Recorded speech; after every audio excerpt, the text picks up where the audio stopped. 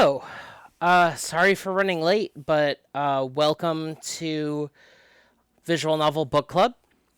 I am Chris Tautology, and today we are starting Chapter 1 of The Devil. We did Chapter 0 as the first visual novel on Visual Novel Book Club, and I've been very excited to get back to it. So here we are.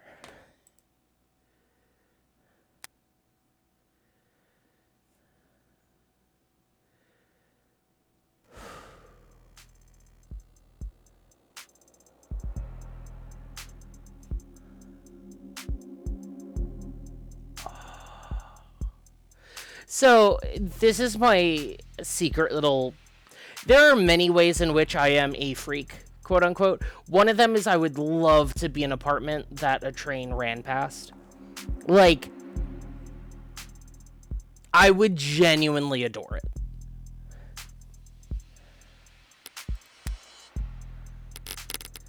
Alright, so these are from Chapter 0. So I guess we just start a new case for Chapter 1. I think. Maybe we go from here.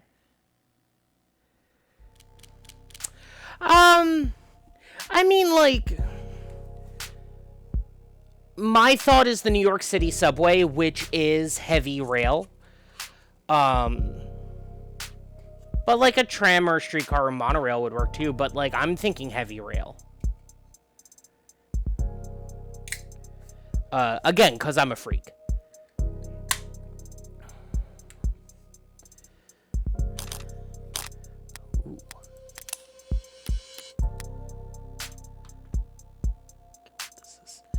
Gambler with a system must be, to a lesser or greater extent, insane.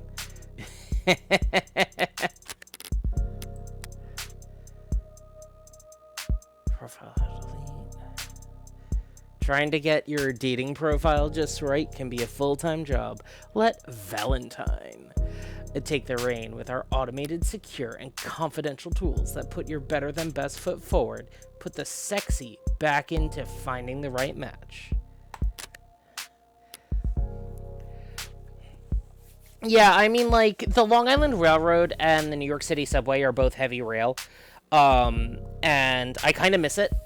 As I talk more with leftist urbanists that I'm friends with, I get very much in this mind space of,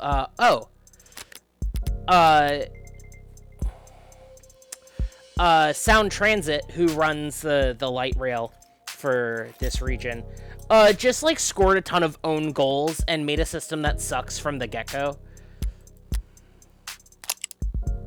Hey, it's me!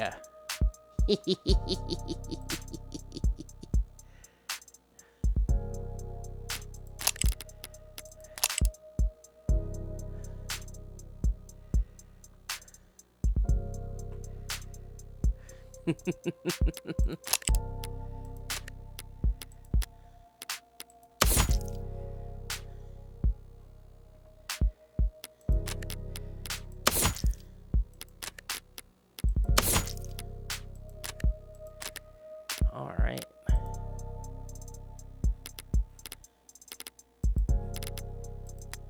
There we go. But, yeah, like, part of it is just making it a light rail. Like, it being a light rail system and not a heavy rail system is just an own goal. In high roller mode, you're limited to one save slot, and you won't be able to reload your saves while inside the courthouse. Quick saving and autosaves will be disabled as well. The minimum ante for hands will be increased. The maximum penalties. Ooh.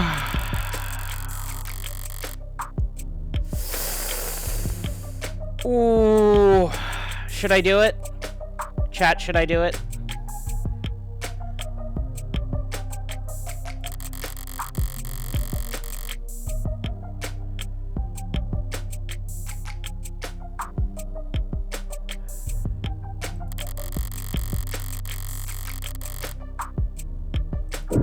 You know what?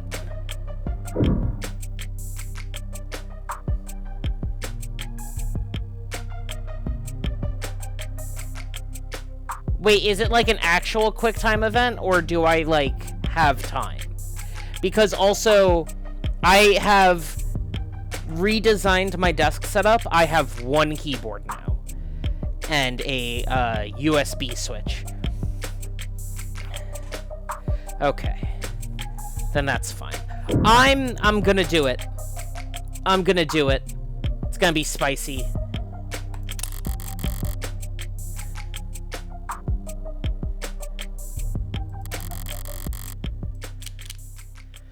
I think I'll keep tutorials enabled, though. Just to give me a little bit of a buffer. And also because it's been a while since I last played this, to be entirely honest. Listen, I wanted to thank you for coming over. Wanted to thank you for coming over? Figures you'd notice. Anyone could tell something's bothering you. You're the first person to say anything. What happened? The police came to see me. In public? No, they wanted to be considerate of my privacy. That's a first. They wanted to talk to me about the other week. About my whereabouts. And yours. I told them I didn't know anything. They must have loved that. Funny. What would you have done? In your shoes? Probably curse them out. Yeah. I could see that.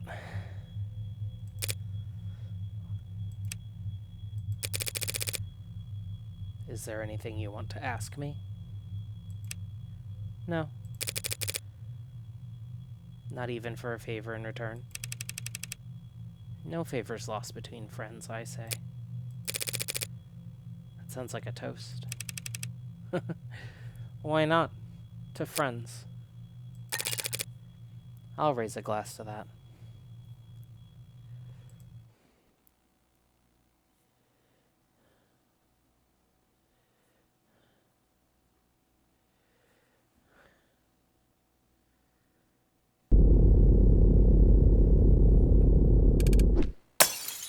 Glass 'em!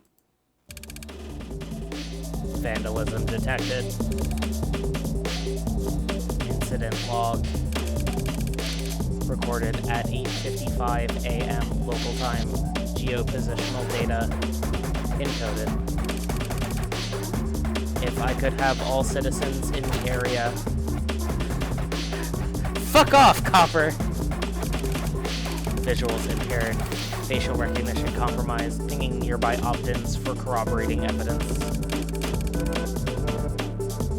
Hey, he's lighting up every phone on the block. We need to go now. Or what? He'll use his outdoor voice? Or I'll have us pinned down to our dental records before you can say we're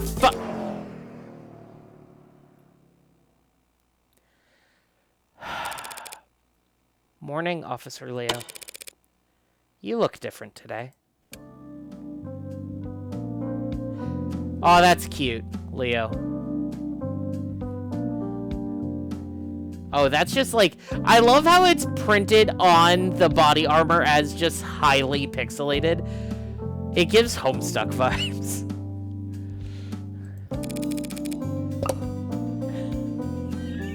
Ha! You do something new with your uniform?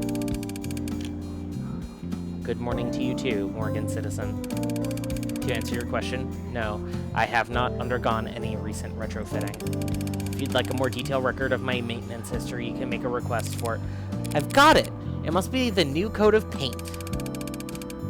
You're referring to the act of vandalism that just took place.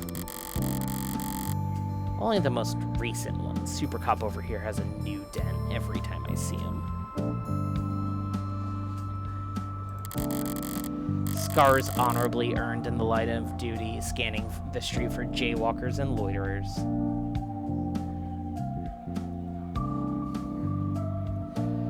Oh, welcome, cybernetic, Susurrus.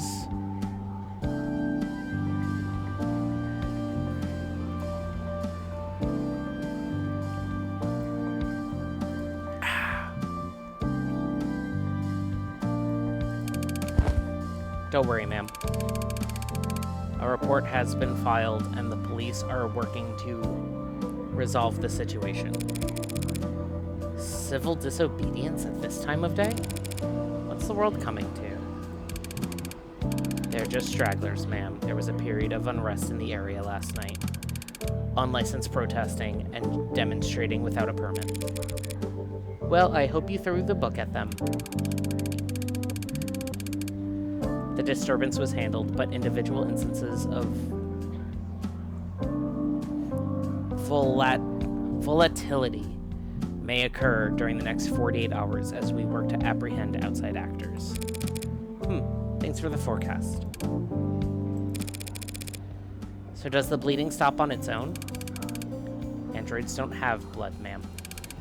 This is just a leakage of oxidizing fluid. My mistake. So you don't need a bandage, I take it? The leakage will dry shortly. With that conversation thoroughly exhausted, I let my mind wander as I wait for the signal to cross. I unfocus my eyes and dull my hearing, sinking beneath the hum of the city street, and fading through the lives bustling around me like so much sea foam.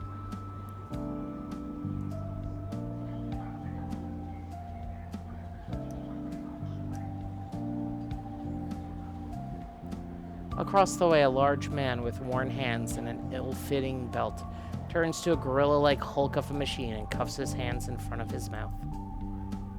Yo, 61! The machine halts its lifting with uncanny precision and turns to him. We're going on break. The robot tilts its head to the side. You can't work the piler without Schwinn up on the roof, so... I don't know, take a load off, will ya?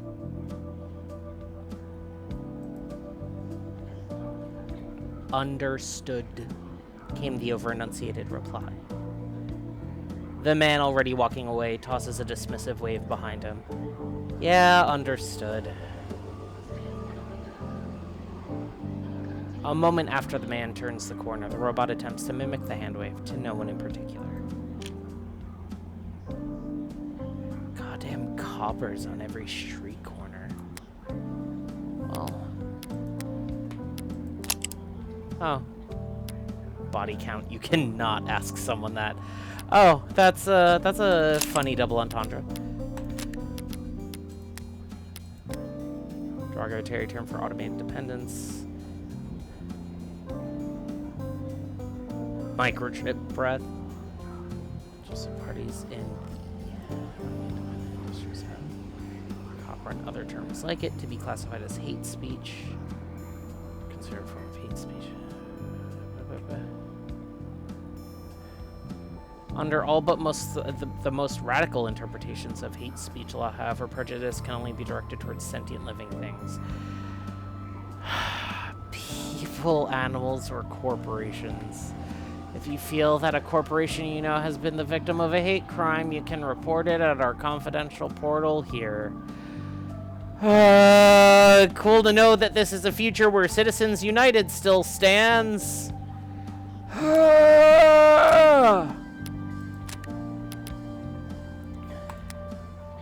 Do I need to explain Citizens United to the chat? At a bus stop, or what used to be a bus stop, now a charging station, a passionate young man voices his democratic opinion loud enough for the whole street to hear. They declare martial law when I wasn't looking. Small woman beside him tries hard to appear even smaller, shifts in her seat. Well, they're just doing their jobs, so... Bots don't have jobs, except for the ones they stole from us. Notice how they don't patrol nearly so heavy in Uptown, even on the worst days? His audience, captive by virtue of sharing the same charging pool as him, shuffles, coughs, and stares even harder at their phones.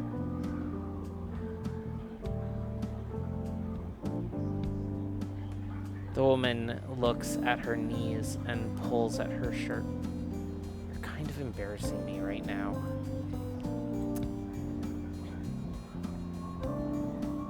He makes a vague gesture with his hand to indicate he stepped off his soapbox, and the shoulders of everyone around him relax a centimeter. Oh, now that's just... A woman with exhaustion in her eyes sighs at a hologram floating above her chrome-plated palm, while a rounded, smooth-looking android pushes a carriage behind her. Ellen, walk her around the block. Get her some air, would you?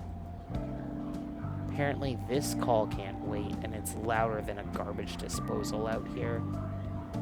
Of course, ma'am. I'd be happy to. The android punctuates its sentence with a sound halfway between a whir and a purr, which, judging by the coos and giggles coming from the child, seems to have been well received. Robots, holograms, androids, drones, coppers if you prefer. Can't so much as sneeze in the city without a dozen different ads offering you a handkerchief. There's a vocal minority that think they're the downfall of civilization, but for everyone else... You're too kind, ma'am. Thank you for your concern. It's hard to hate them when they're so eager to please. Crosswalks give me the okay. Keep us safe, yeah? Have a good day, Morgan citizen. It's a bright, crisp morning in the city. Lights changing and people moving in click-clacking harmony, all smooth as clockwork. Were I in a worse mood, it would all be a bit much. I went out last night.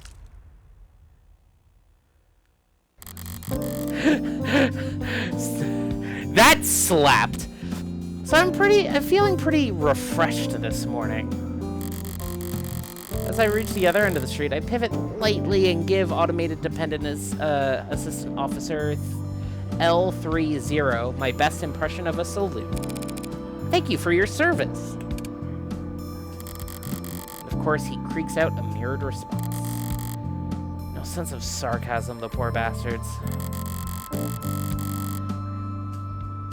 But I didn't come all this way downtown to poke fun at the only happily employed class in human history. No, I came down here to make an important purchase. Today, I'm going to buy a gun.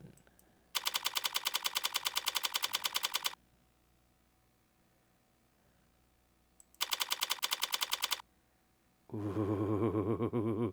Ooh, that chapter name!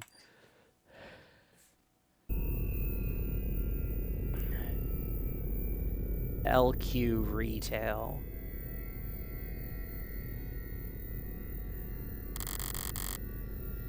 No staff around, but all the lights are on. Should I have knocked? Sup? Desk personality setting 6. The cool one. Let me know if I can help you with anything. Probably forgotten more about firearms than you're programmed to remember. I bet you can. I recently acquired a license to carry concealed. Nice. Are you in law enforcement? Do you shoot for sport? Business or pleasure? Neither.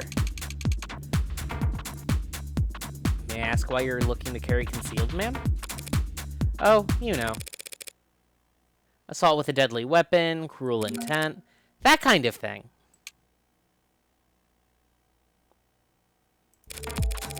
Some of my clients live in very rough neighborhoods. Even in broad daylight, coming down to the lower wards for house visits can be... I see, you're a lawyer. So I guess you'd say I'm in the market for self-defense. We have a wide selection of options for self-defense in a variety of sizes and calibers, with spread and PA fire options available. My bad. PA stands for pseudo-automatic. I know. But for concealed, it'd have to be at least small. It'd have to at least be small enough to. So go a lot faster if I could just tell the desk what I want. I'm gonna be patient. But walking in here and asking for a specific model is gun nut behavior. I'm not trying to stand out. Some of the ones I test fired at the range left my shoulder sore for days. Do you have anything more discreet? Right, no problem. Electromagnetic pulse models feature minimal kickback with the highest accuracy.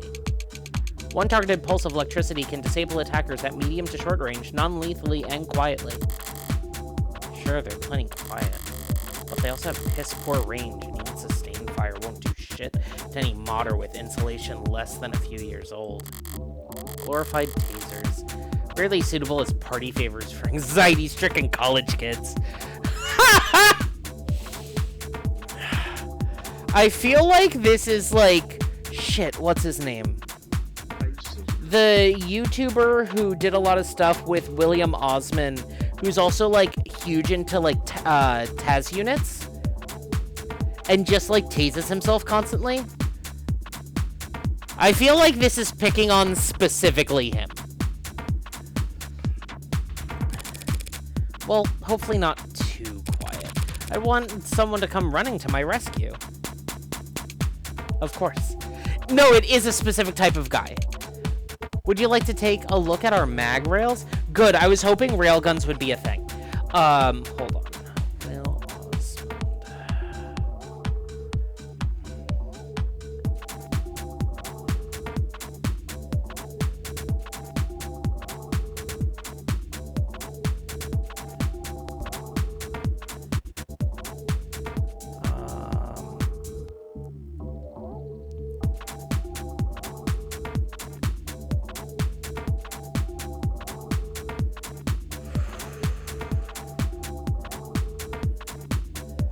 It is very funny that William Osman has a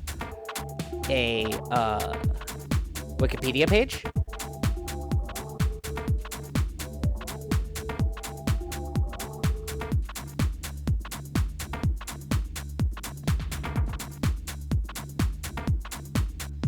Michael Reeves. His name is Michael Reeves, and he's obsessed with tasing himself.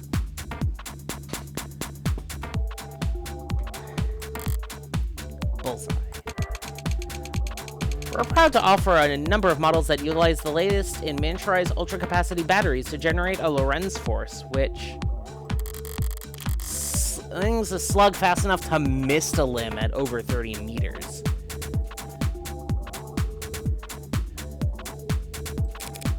And it's safe? Of course, ma'am. My bad. Two-factor safeties with GPS and emergency services sync. It won't go off unless you want it to, and someone will definitely come running.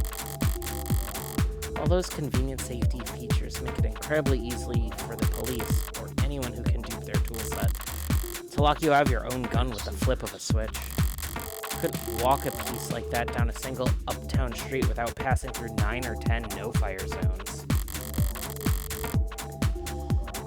They're the very worst, most useless kind of weapon a criminal could buy. Sounds perfect! How do we get started?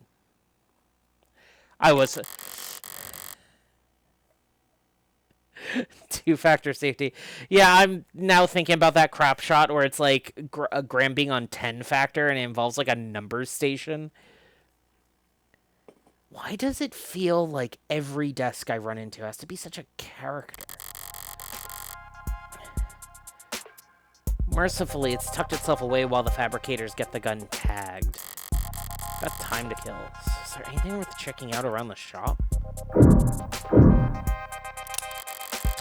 Someone left a data pad out here. What's in the news today?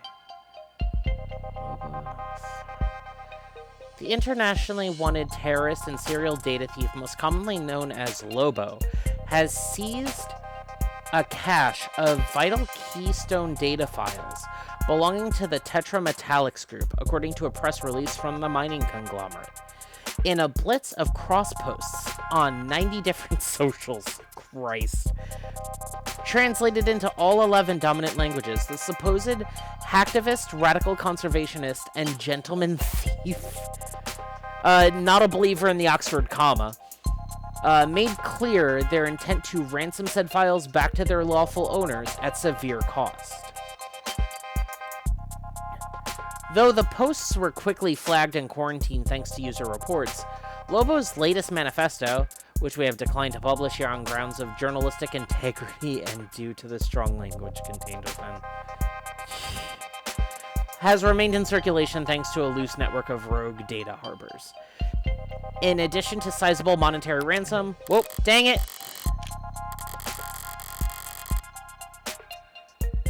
Suppose it doesn't matter if they're the original or not, as long as it's a genuine threat. No one could snare a corporation as rich as Tetra without serious skills. It does seem consistent with Lobo's politics, making demands for...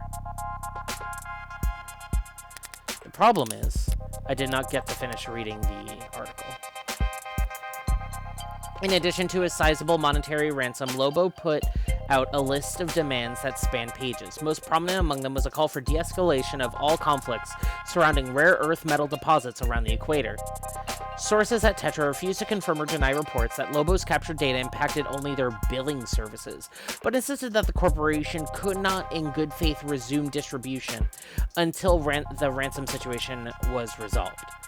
Market prices for rare earth metals surged following the hacking attack, as supply halted and demand rose, stoked by memories of catastrophic supply chain disruption in the mid-21st century. A spokesperson for Mining is Progress, a lobbying earth that represents the rare earth metal industry, called Lobo's repeated attacks acts of terror against the free market. Whoa there, looks like you're not logged in. Want to take care of that real quick?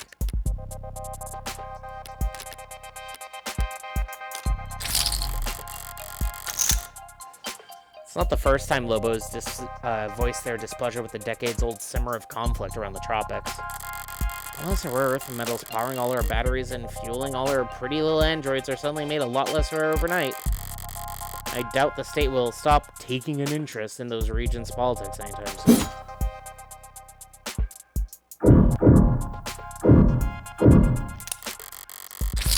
Yeesh, would it kill you to clean up a little? Guess the dust kindly asking customers not to litter can only get you so far if you're not willing to pay someone to sweep up. Wait, is this trash? This flyer, it's scannable? Stagnancy theory. Really? They get a lot of self-proclaimed philosophers in here? A Stagnant World, Modern Man's Plateau. Renowned net philosopher Corbin Cawthorne, real name withheld, offers to take you on a deep dive into the global trends and sociological patterns that have driven our planet to the halting point in his groundbreaking and controversial... Damn it!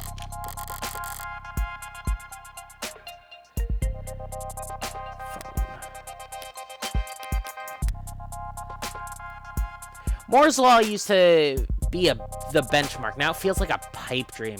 We used to dream of humanity marching bravely into space, of artisans crafting virtual wonders that made the confines of our own reality seem limited. Instead, our brightest minds spend all their time and effort kicking the can of climate crisis down the road, while their more fortunate peers spend their productive working years in search engine optimization and customer experience design. Oh, this is too realistic. The middle class, eaten alive by the rich they prop up, can no longer afford the very products they help create. Without mass consumer demand, tech no longer has evolutionary pressures to be as small and powerful as possible. In stagnant waters, only parasites and disease grow plenty. The only cure comes from you taking action. This game rules! This game rules! And I love how much this game is saying something.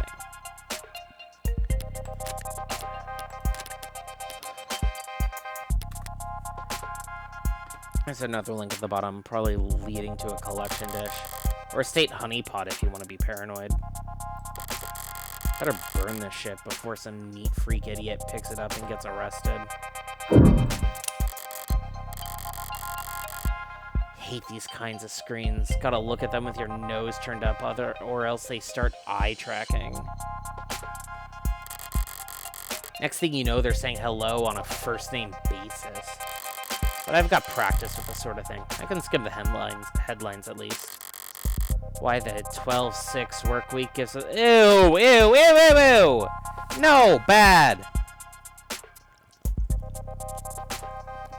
12-6. Hate it. Hate it! I'm 14 and I tried dating a smart UI. He made me...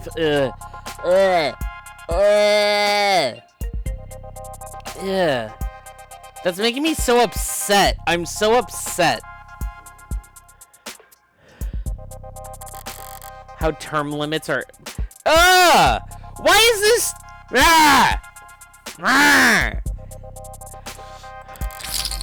Woof. Transfusion from warm android saves soldier's life. That's one hell of a headline. The Animate 16 wasn't selling well before. I'm sure by now it's...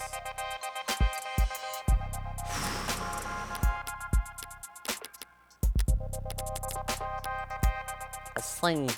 Mist, a slang term meaning to shoot or to kill that originates from the bloody spray produced when a modern firearms projectile makes contact with living tissue. Animate 16.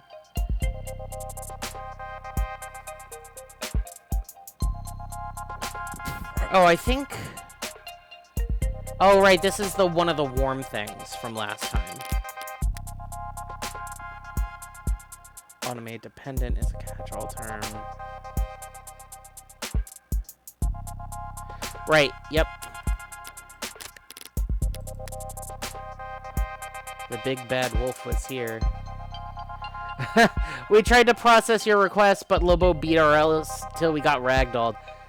The big bad wolf was here. You are welcome for clearing out this cache of soy slop before it could clog your brain's arteries any further.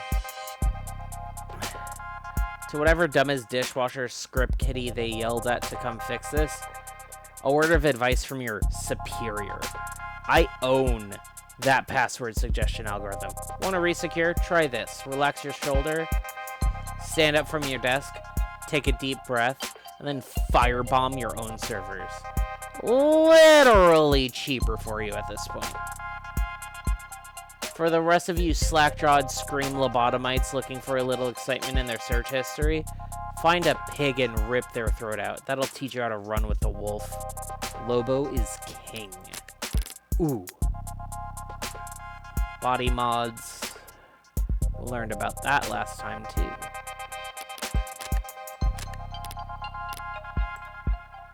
Alright.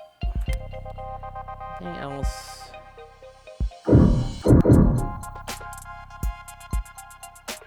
Just making sure there's nothing else. Yep. Some kind of news program playing on the screen. Most public places are too scared to put on any channel with content more political than the smiling micro-apartment flippers. But this is a gun store, after all. Power is always political. Wait, how long has it been? Shouldn't take them that long to get my gun properly bugged. I'm sorry, we've received a breaking news story. We're seeking confirmation and yes, we have it confirmed.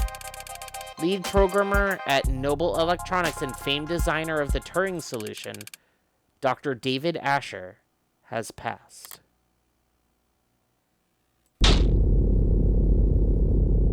What? Proprietary Vantage automated dependent management system, along with the Animate series of androids. Must be some kind of corporate propaganda tactic, or... No, they wouldn't risk fake news, but why? Perhaps best known for his breakthroughs in the field of machine learning and language. Misinformation, maybe, trying to... Authored many of the developments that allowed for Noble's rapid growth and market dominance. David Asher is dead?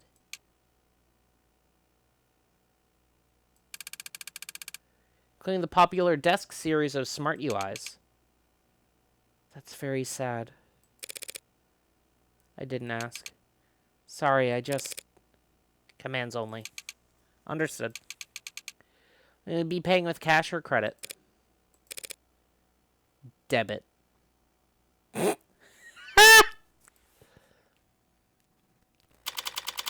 But also... Oh! Oh! Oh! Oh, I...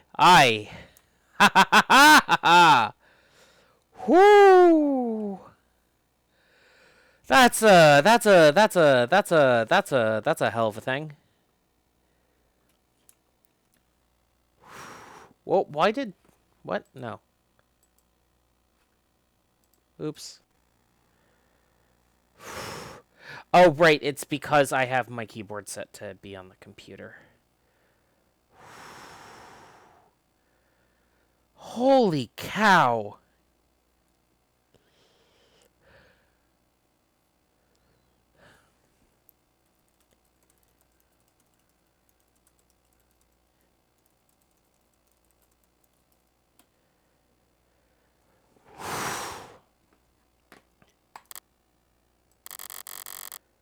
The gun was light. Lighter than I expected. A real gun should always be heavy, greater than the sum of its parts. It's one of the things I like about them. Their weight. Like they're anchoring the world around them. Like they're a fixed point in time.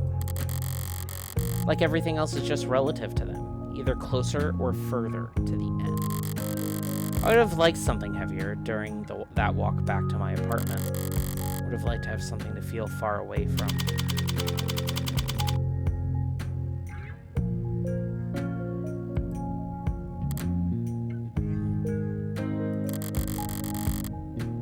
Didn't realize I was home until my hand was on the door.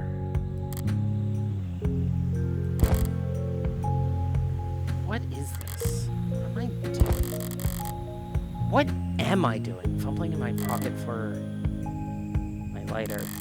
Golden, polished, tastefully ergonomic and fine and expensive.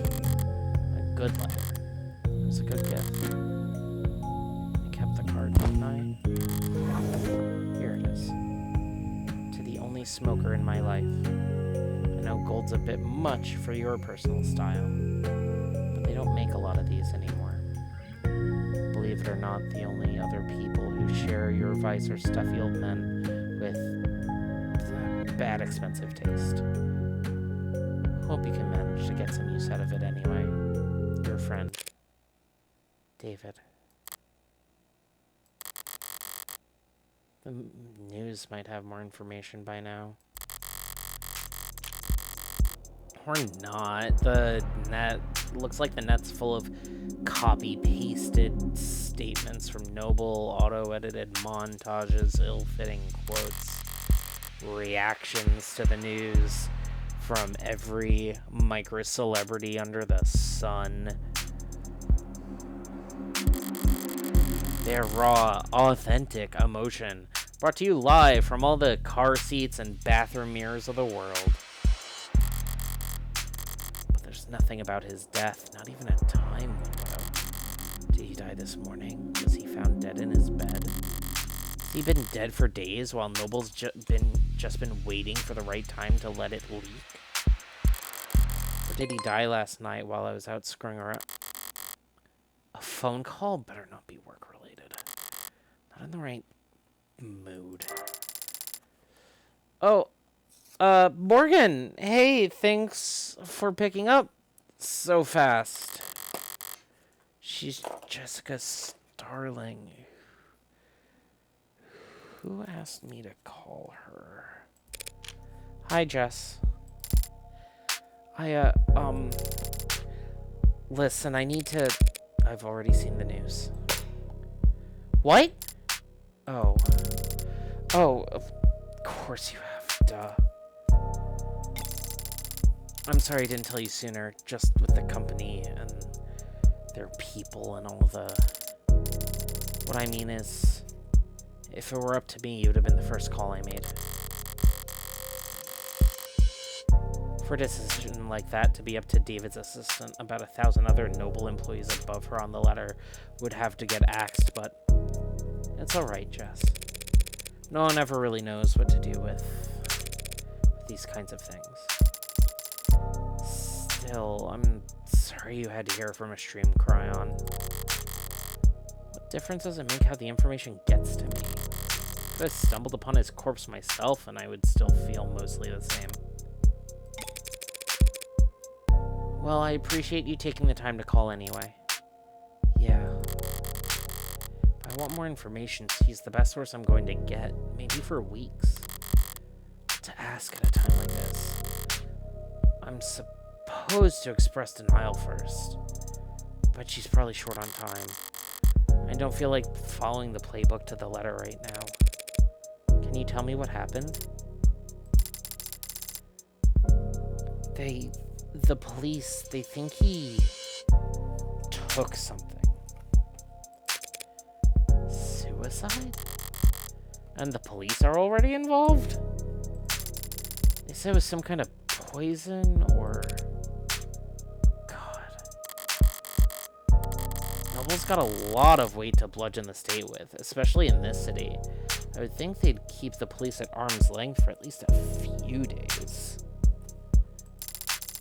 Listen, Morgan, I need to ask something of you. Of course, Jess. Whatever you need. Whatever you need? A bit much, but she's grieving. This is just how people talk.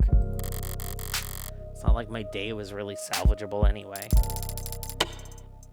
I'd like to bring you up here to David's place. What do you mean? There's something I have to give you. You're not handling his will already, are you? If the police are involved, it'll be a while before... No, I'm sorry, it's not like that. Before he... Oh, please don't hold back on my account. David asked me to get this into your hands. It wasn't work-related. But he asked me. I know I'm asking a lot here, but since it turned out to be the last thing he ever asked me to do, I'd like to get it done. I don't like showing up at crime scenes more often or more quickly than strictly necessary. That's when I only have to worry about the police. Noble looming over all this. Security will be doubled and scrutiny tripled. This is too risky. There's no logical reason for me to agree to her request. Swing by my place with a cab, yeah? Besides my own morbid curiosity. Right, of course. Thanks, Morgan. Thank you. Wait, I almost forgot. What is it? You don't happen to have anything you could wear in black, do you?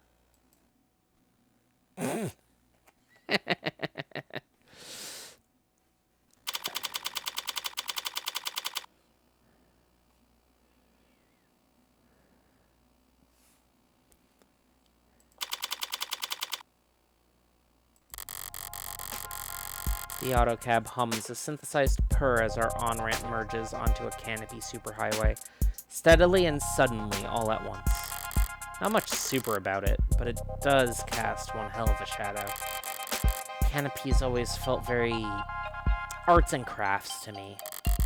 Cobbled together, always added on to, never finished, never planned. It's clearly taken a lot of time and effort to make, but the end result's still ugly. Feels like it could fall apart at any moment. You okay, Morgan? You look a little carsick. I'm fine, thanks for asking. But if I ignore her text now, she'll just send more later. Which? Hey, Freckles. Saw your friend Asher on the news. RIP. Thank you. Sleep well, Circuits. I love you. And also, there will be a VOD. Sorry for starting so late. I'm still really annoyed. My appointment was at 9:40, so I had to get there at 9:45 for like a 9:55 or 10 a.m. appointment. And then I was there for like 2 hours total to get 20 minutes of FaceTime between a doctoral fellow and an attending doctor to get a referral for a karyotype. Well, to get a karyotype ordered. And to get we need to wait to see to get the karyotype results back first about injecting testosterone alongside my estrogen. And it took so long. And it's so... Like, I understand that there's a degree of control that I lack in that situation, and that doctors can lack in that situation, but, like, if the clinic opens at 7:30 in the morning, how are you running that behind that quickly?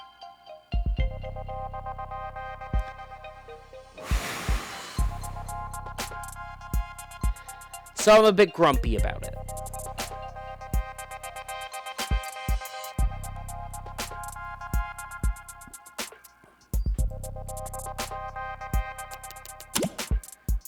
For trying to be sincere. Worth a shot. We all have our strengths.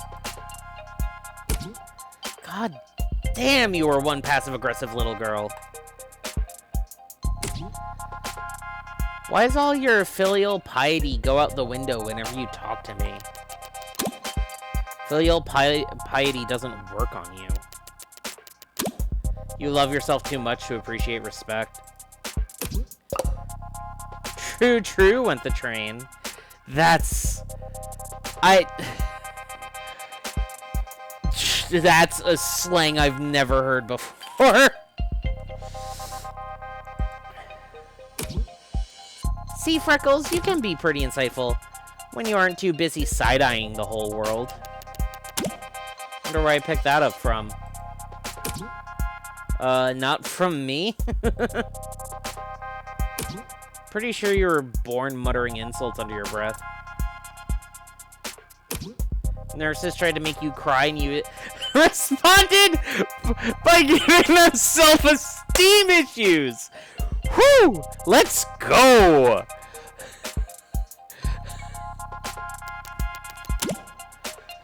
Did you ever have dealings with Noble? 10 out of 10 shift in the convo. Subtle as a car crash. Salty doesn't work on you either. Well, it might.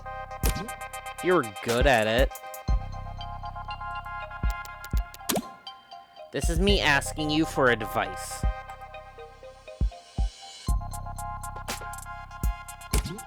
Okay.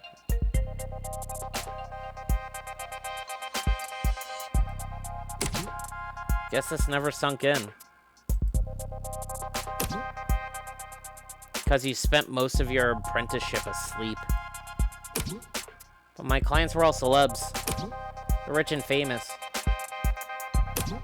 Didn't have that many dealings with the Megs that owned their likenesses. Is it really that different? Plenty. Celebs don't like people seeing their dirty side. So they pay smart people like me to clean up their messes. But Megs don't like people seeing them at all. Period. And also, Megs are a lot more lively when it comes to fucking. Gross. Hard workers with a lot of stress to vent.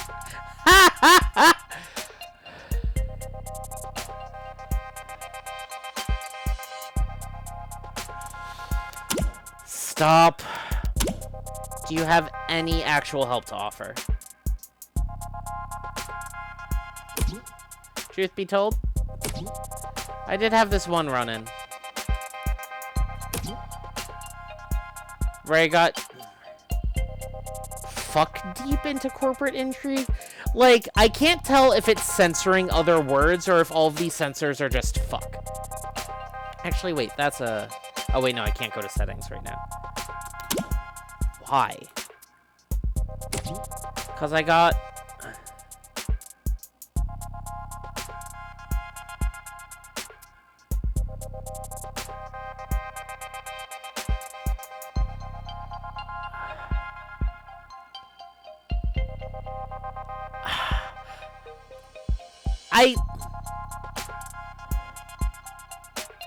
Okay.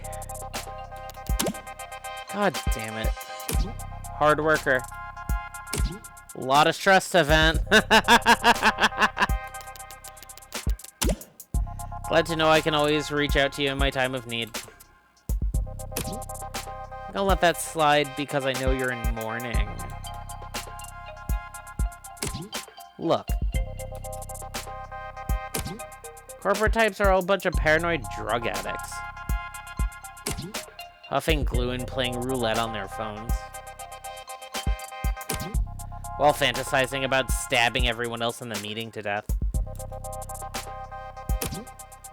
So don't expect them to play nice just cause Asher was your pal. My actual advice is... get whatever you're owed.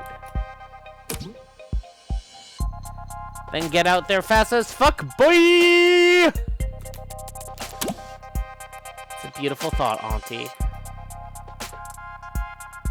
I mean it. Corporations prefer Viking funerals. What's a Viking funeral? Dignified ceremony where the body's sent out to sea on a boat. Then... they set everything on fire and sink the ashes to the bottom of the ocean. Try not to linger, Freckles. You don't want to be stuck on board when they start knocking their arrows. Thanks.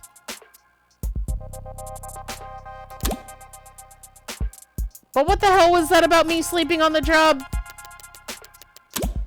Worked harder in one day than any of you Gen Alpha drunks did all week. Woo! Should've worked smarter, lol.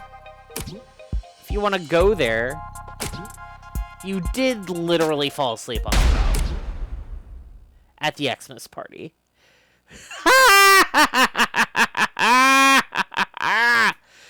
That's where that picture's from. What is that? What is that? Why do you have that? It's not even accurate.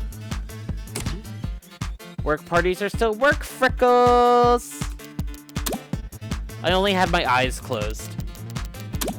Because all you old farts had your cameras flash on. Morgan, something wrong? You're sweating. Just deleting some spam. Hold on, I am gonna hit the settings real quick.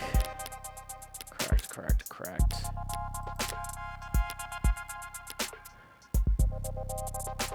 Display controls, Sesame Insight tutorials now playing.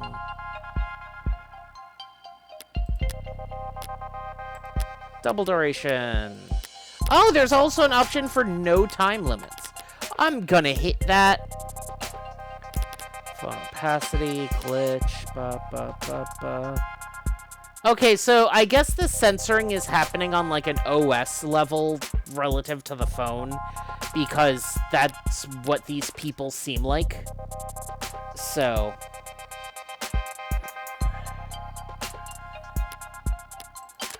return. Let's save game.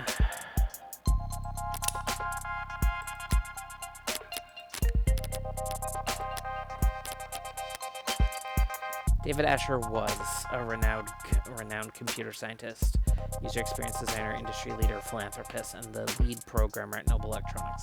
First received worldwide recognition for his postgraduate theses on intelligent programmatic linguistic weighting, a body of work which would come to be known as the Turing solution. Though he retained the original patent on the Turing solution for the rest of his life, he was famously unlitigious.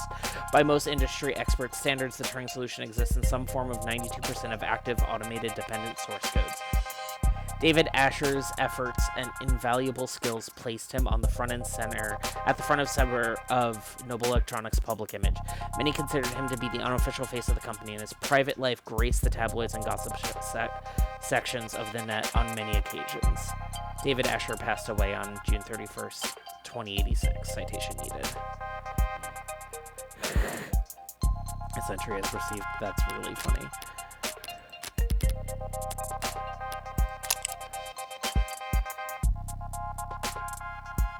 Oh, yeah.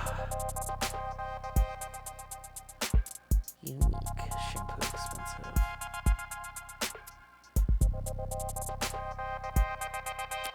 Interesting.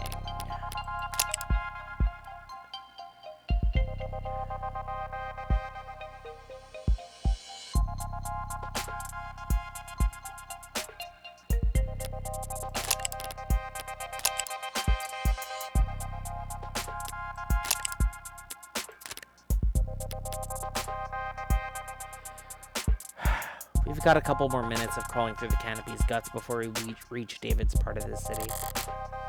Uptown, our better half. Gleaming opera houses and towering corporate apartments.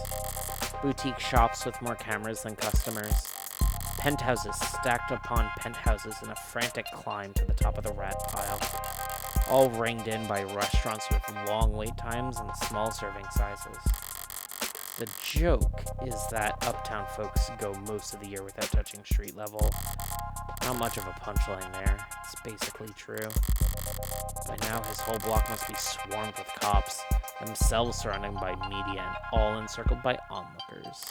I could try to enjoy these last few moments of calm. But if the storm's coming either way, I'd rather use this time to try and find my footing. Actually, Jess, if you've got a second, I was curious about that headline. Saw that headline, by the way. The one where your warm android saved that soldier's life. Oh yeah, pretty feel-good, don't you think? So folks at the company must have been in high spirits lately, I take it? That's what I thought when I first heard about it, but I don't know, maybe upper management's never happy? Because they're still just riding sales harder than ever, pushing the traditional consumer markets. I thought they'd start building a pitch for Congress the day the story dropped. Big patriotic campaign telling everyone why we need a contract for warm androids in the military. But I haven't heard about them moving staff around for anything like that. Maybe it's all above my pay grade. All the corporate money and power in the world.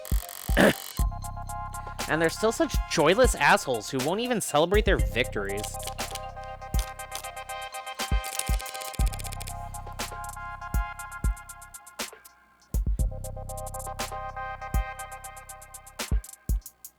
Pardon. Remind me, how many years did you and David work together? Oh. Well, I started with the company about 4 years ago. They offered me a temp contract when I was graduating. I was put in HR right in the middle of a hiring burst, so I spent 2 months in the Warrens. Then an aptitude test got me fast-tracked to mid-low management. Sorry, Warrens? Oh, that's just what we called the company dorms back then on account of all the...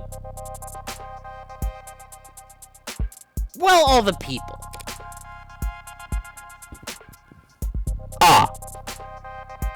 I really need a separate mic so I can really do the leaning in and leaning out.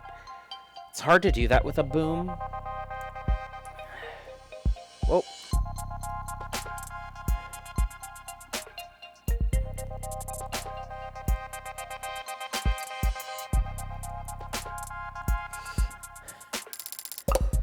Plus it was underground.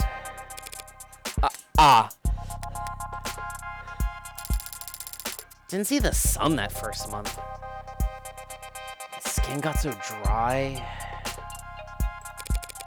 Is that normal in your industry? Normal for everyone I've ever worked with. Oh, that's a bummer, sweetie.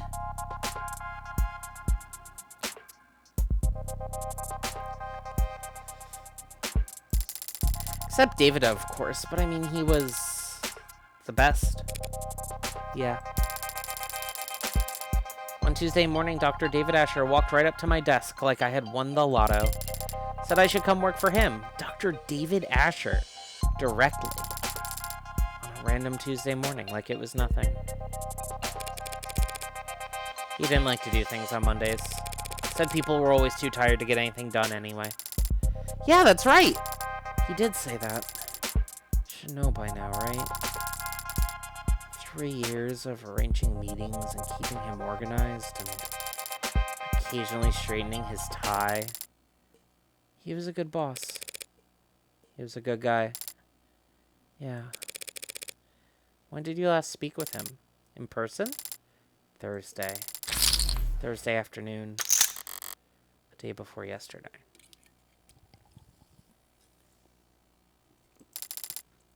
He seemed normal. I mean, we still don't really know anything, Jess. You're right, thanks. Thursday is the last time I saw him. That was when he asked me to meet with you.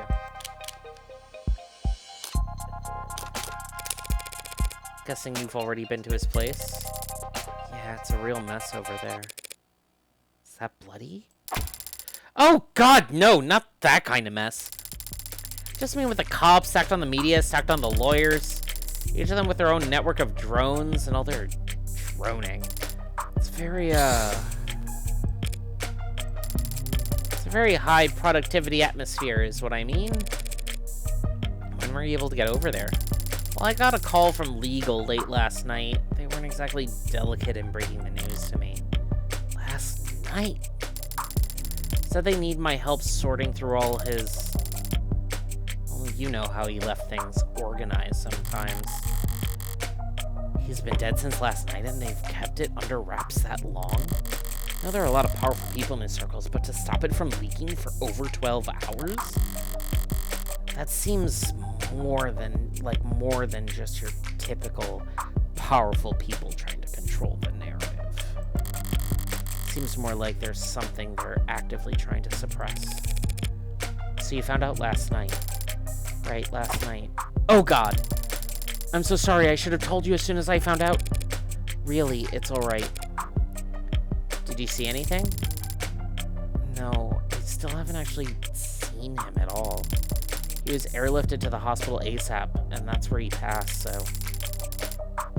But, well, I didn't get the impression that the cops had been there that long. Not compared to the lawyers. They and the rest of the company people seemed pretty entrenched. We'll set up camp before the police even arrive. So what time would that have been? I guess I got there around 9 p.m.? Yeah, because at 9:15 they switched my phone to silo mode and I got locked out of everything but my work stuff. Sent my last blah at 9:13. See? Gonna expire whoever put me in heels this morning. It me. They can do that to your phone? Lock you out of social media? Of course not. Well, unless I'm on the clock or off the clock, but on company property. Then they can remote all my tech, yeah. How convenient. So if I got in at 9 p.m., I guess the rest of the company people had been there since 8:30? Hadn't been there more than a few minutes before the mood changed. Word about the hospital declaring him dead had started to leak. I see. He died after he reached the hospital? That's unexpected. It's 2086. You might be in trouble if you get stuck in bureaucratic purgatory when you need to be in the emergency room. But other than that, if you reach the hospital alive, a good doctor can stabilize most any patient within a few moments. Noble Electronics lead programmer would have a very good doctor. So what the hell happened? Is she mistaken? Was he just not officially declared dead until reaching the hospital for some reason, or... Hard to think about, I know. Yeah. Hard to believe. Jess, I have to wonder, what kind of request did David make of you that it couldn't wait a few days? Right, of course. He asked me to give you something. Something? Is she trying to build suspense? Right, it's just, well, I don't know exactly what it is. You have no idea? He asked me to give you the contents of his safe. Are we headed to the bank then? No, see, he has this private safe in his basement. Maybe you've seen it? Well, I say safe, but it might be more accurate to call it a storage locker or a false wall. And all he told you was that he wanted me to have what's inside? Right, he was very clear about that part. Your eyes only, straight into your hands. Handle it in person, he said. Strange. It's all pretty analog for someone as technically gifted as David. Coming from anyone else, I'd call it paranoid. But David was never paranoid. Even when he had every right to be. If he wanted this handled a certain way, it must be for a good reason. So, David asked you to do this on Thursday, correct? Yeah, Thursday. He passed away last night, Friday. Yeah. Wait, you don't think that that when we met, he had already decided it's not healthy to speculate on that sort of thing. More importantly, it's not helpful. The dead don't have anything to offer the living. I should know. You're probably right. Besides, we'll need to focus.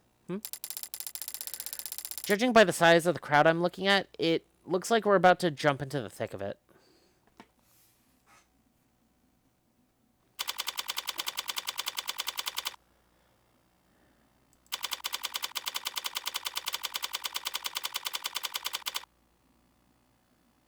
You know what? I've been streaming for like an hour and change. I think this is a good place to take a break. So I'm going to take a break here, and I will see you all in about 5 minutes. So I'll see you all soon. All right, and we're back.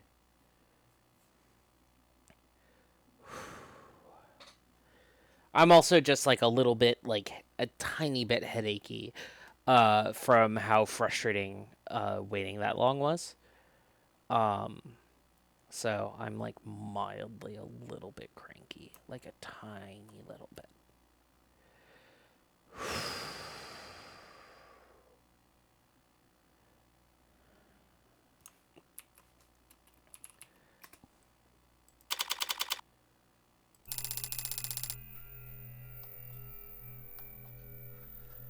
I thought there were a lot of police here before. Maybe too late to ask, but you're not bad with crowds, are you, Morgan? She's kidding, right? It's downright airy in here compared to what we just waded through. Wide eyes and clenched fists, heads peeking over shoulders and around signs.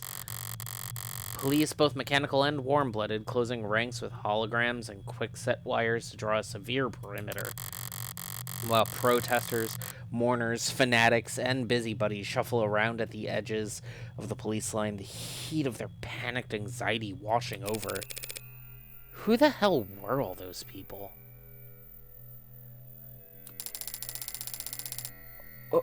Well, there have always been people with strong feelings about our products. Android stepped forward into the mob, gently, firmly, unfeelingly parting the human tide.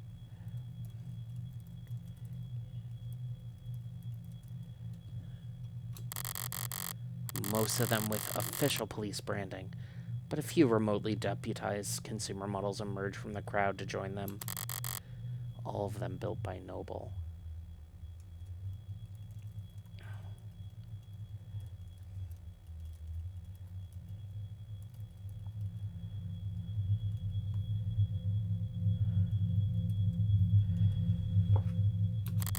All of them built from David's code. All of them standing vigil outside his tomb. This is all technically company property, isn't it? Yep. David had the penthouse all to himself, but every other floor's tenants are Noble employees too. Not an uncommon arrangement in Uptown. Work at Noble, rent from Noble. Wave hello to your Noble neighbor in the morning, and make sure to send a request. Make sure to request a spot in line at the official company crematorium. They don't actually do that last part, I think. Does Noble handle employee funerary arrangements? Yeah, it's a pretty standard benefit, actually. It's cheap for them compared to dental. But Noble's always been generous with benefits. Work hard, and the company will have you set for life. And after. Both the state and Noble have gotten themselves entrenched here in the lobby. Security and damage control and PR and liability. Everybody just glad to be working. Feeling a little overstimulated. Any chance we can just skip all these checkpoints? No, absolutely not. So do we need permission from the cops or the company? My request went through, so we should have the go-ahead from both at this point. We won't need to go near the actual, it's still called a crime scene if it's not technically a crime. I don't want to think about how many suits Noble's paying to debate that question right this very instant.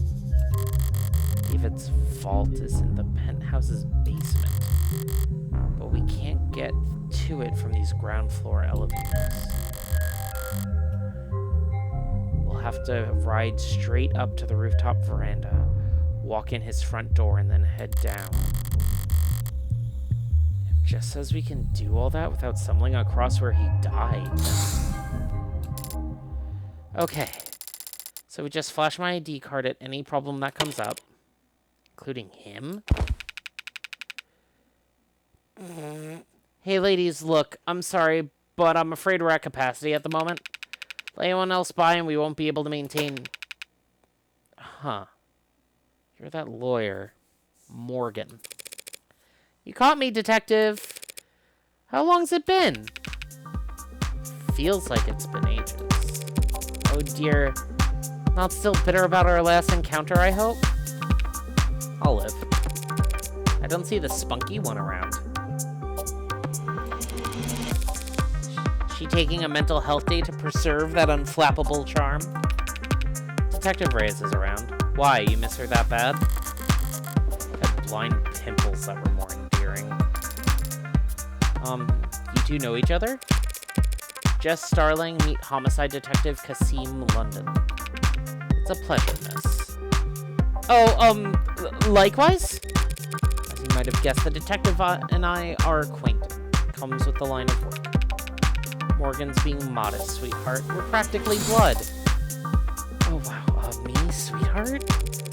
Something wrong, Starling? No, nothing's wrong. But close as we are, I still can't let her walk in off the street and onto the scene of an ongoing investigation.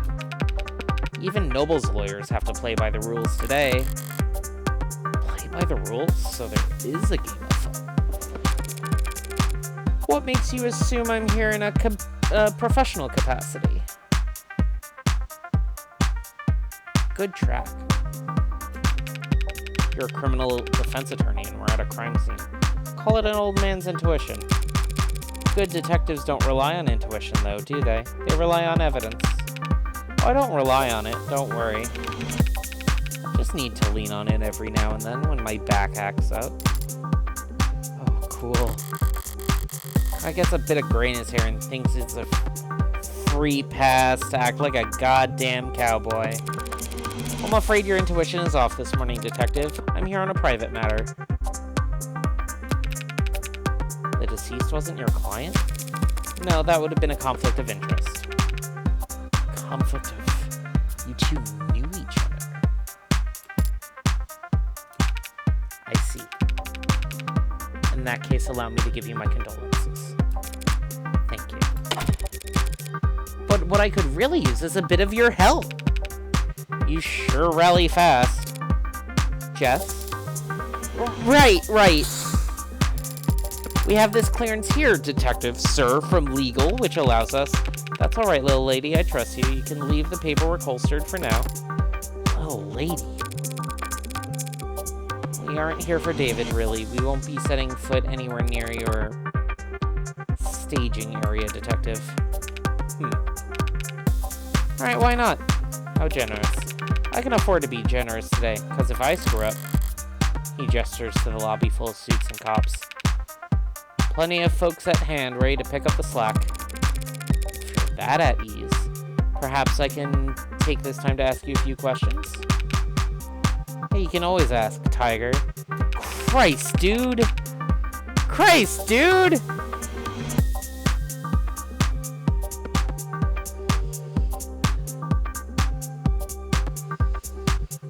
This guy is so much. But I think you understand what I mean when I say whether or not I can answer is not entirely up to me.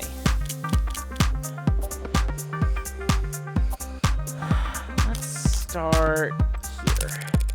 You're looking a bit haggard. How long have you been here anyway? Since this morning. But civilized folk don't call it morning when the streetlights are still on. Even if he got here around 1 or 2 in the morning, that still means homicide wasn't brought in until hours after Noble had the lay of the land. Sounds like you could use a break. Use a retirement package. Hey, you're a lawyer, right? According to all my business cards.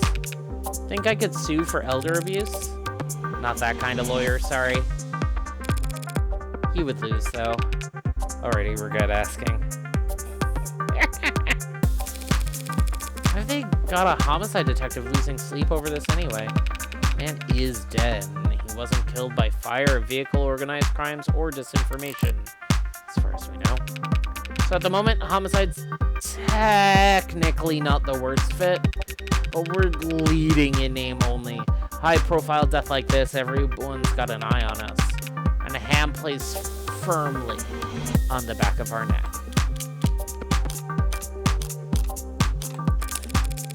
I'm checking my phone, but the only thing the news seems to agree on is that David passed away. Sorry, but if you're asking for details, no, thank you for not letting me make this a parade. We do our best to respect the privacy of anyone involved with an ongoing investigation. Declined to say victim. Detective. Dr. Asher was a close friend of mine for many years. He trusted Morgan more than anyone. Can you tell me if he killed himself? It looks like that's the case. I see. Thank you for telling me that. Dr. Ash. Yeah, you're... well, sorry. Another round of guarded words. David was an important man. It has only been a few hours. All this tiptoeing gives me the feeling that whatever happened to David wasn't cut and dry. You boys and Noble all getting along with each other, sharing your toys? Some of the younger ones are bristling. I always play well with others, Counselor. How well do the Megs play with you? They give you full access to building security? They've given us access, and they say it's full. Some big penumbra system. Top of the line coverage, top to bottom of the building. Size of... pardon me. The size of the data stream's torrential. It'll be a while before we can start making sense of it all. A more conspiratorial man might think that was intentional. bury us in data and hope we're too swapped to find whatever they're trying to hide? Maybe. Wait, they gave you full access to the penumbra? But that means every android in the building is feeding you their full spectrum. You know your stuff. The penumbra pulls data from any androids connected to the building's net, but that's not much help since there weren't any androids in the penthouse. Right. You know, I'd heard the rumors. Never put much stock in them, but it's true. Asher never owned a single android? Never. Well, I suppose I might do the same if I was a genius who programmed them all.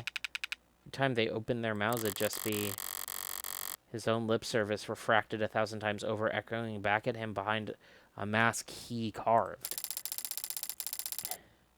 So that means all you have to investigate are the penthouse's security cameras. Yeah, but that should be more than enough to wrap up a case like this. In a good way, I mean. We're very much on top of this, ladies. David was one of the biggest names in tech. He was the face of Noble Electronics. One could argue androids are as common as they are today because of his contributions to the field. Some people felt that way, sure. So do you think anyone would want to hurt him because of that? Remind me, which one of us is the detective again? You really won't let me pick your brain? You already know the answer. Yes, ads are controversial, androids especially. We at Noble are aware that our products are sometimes the subject of heated debate. But no need to quote the handbook at us, miss. Truth be told, I never really understood the hate. It's not that complicated, is it? How many people have lost a job to an ad at least once in their career? Every last one of them lost their jobs because their bosses, their flesh and blood bosses, fired them. Nah, ads are just a symptom. Scratch that. Ads are just a product. Getting mad at them is pointless. And vandalizing them is less than pointless because unlike us, they're all insured.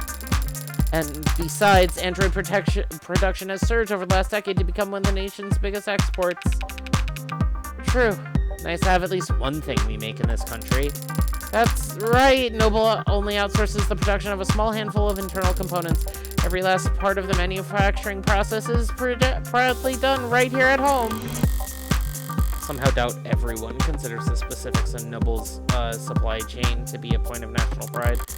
We don't need a political science degree to see how much the state values Noble's contributions to the national economy. Alright, now listen, I don't mind being helpful, and I am trying to be sensitive here, but we really do have a lot on our hands at the moment. So I'm going to have to ask you to be discreet, and ideally, fast. Well, our business is just in the basement. David's basement. But the penthouse is on the top floor, the roof. So its basement would be the second to last floor if you want to be technical detective. The point is, we don't need to go into the kitchen or the parlor. We'll go straight back to his workshop, then head downstairs. Kitchen and the parlor.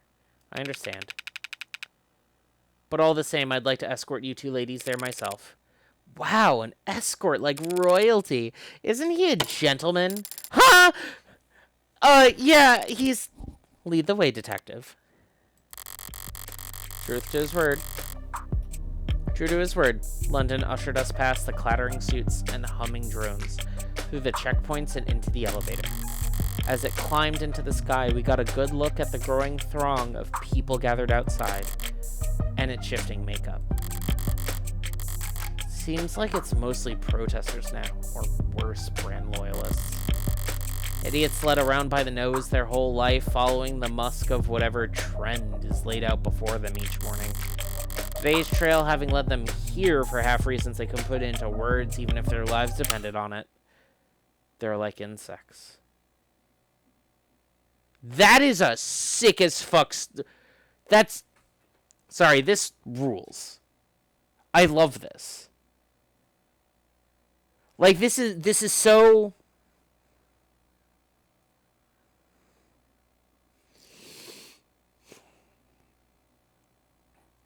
Using different mediums to accentuate the story within a visual novel, because this is formatted like a movie script. This is so good. I love this.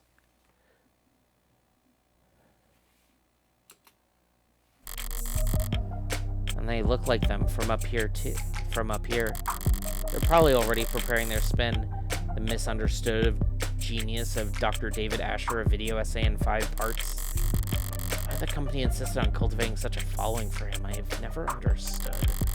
Could have easily pinned his achievements on someone more marketable. Some random photogenic employee or a fashion model with glasses. David wouldn't have minded. He never wanted the attention, the chaos. Maybe it's as simple as bad luck. He just happened to have the right look for the part. A man buried in his work, with his eyes fixed ahead.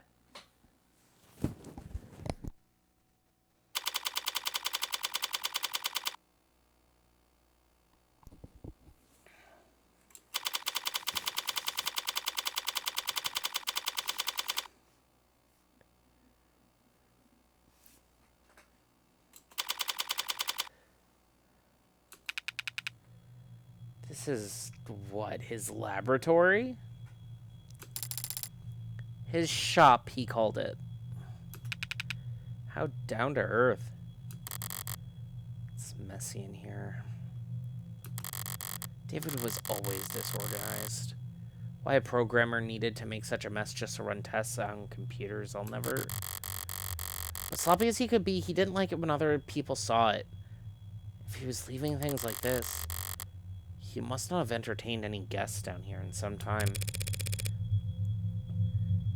Thanks for all your help, Detective London. Don't mention it.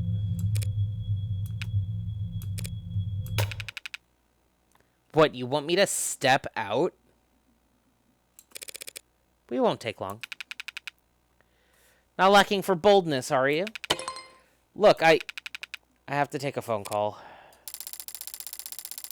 We'll be in and out as soon as possible, promise. And whatever Dr. Ash wanted set aside for his foundation, we'll be sure to flag it.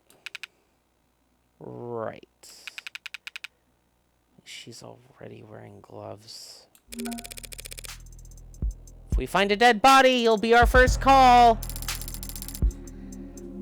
Morgan, what was that stuff about his foundation? Dr. Ash's charity has always been managed by an outside group. You haven't spent a lot of time around crime scenes, have you? Actually, this is my first. Well, generally speaking, it's not really common to retrieve things from the premises while the cops are still searching them. Oh. Oh! Look, if David had something to give me, we can go get it. We can't just make a ton of noise. We can't make a ton of noise about it, understand? Of course. Great. After you. Right. Quiet as a church mouse. The phrase is quiet as a church mouse, but...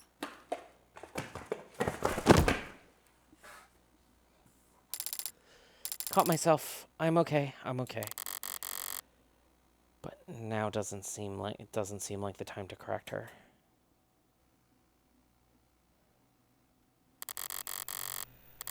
David's shop was a mess, but the mess felt familiar. It was very David.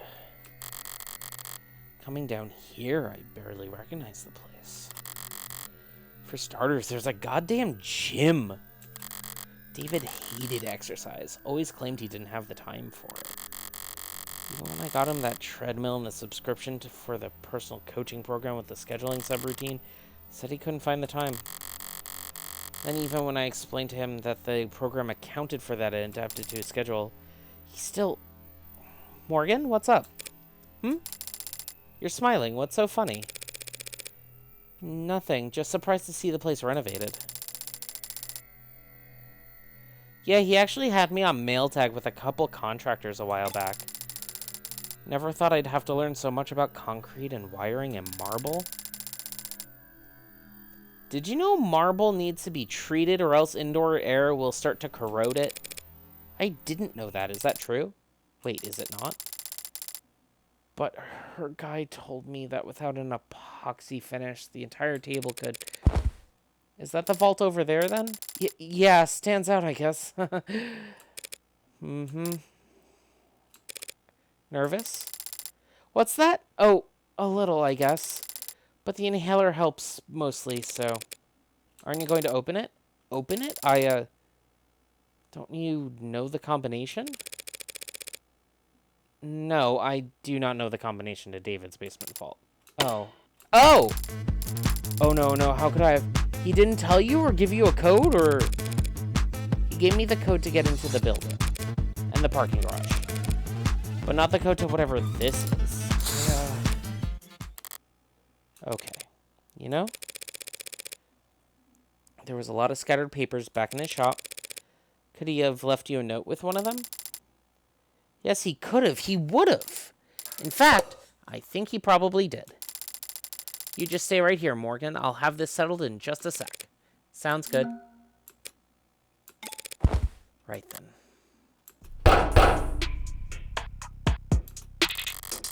Well, it's definitely locked.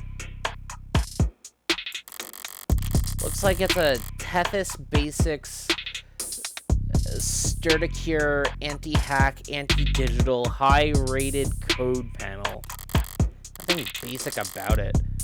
But at least I can see the password's limited to 6 characters. Only 1 million possible combinations.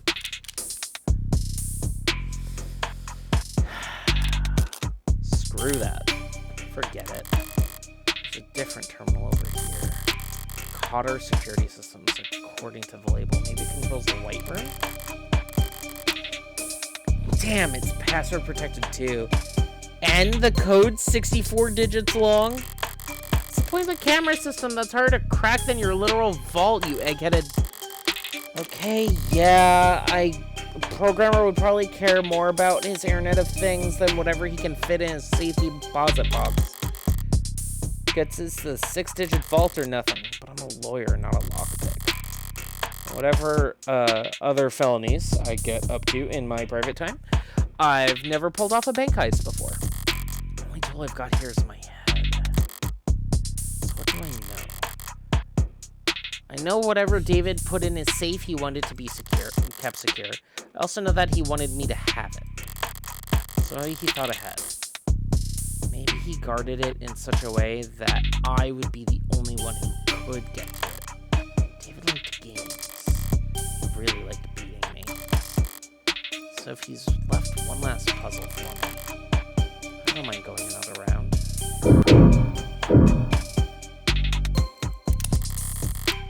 This must be a spare liquor cabinet. Damn, there's a lot of good stuff in here. A lot of bottom shelf swill. Kind of bargain bin vodka and nose burner whiskey that only an undergrad programmer could love. It's all just sweet like that. Overpowering. 1 part per million can cover up even the cheapest aftertaste.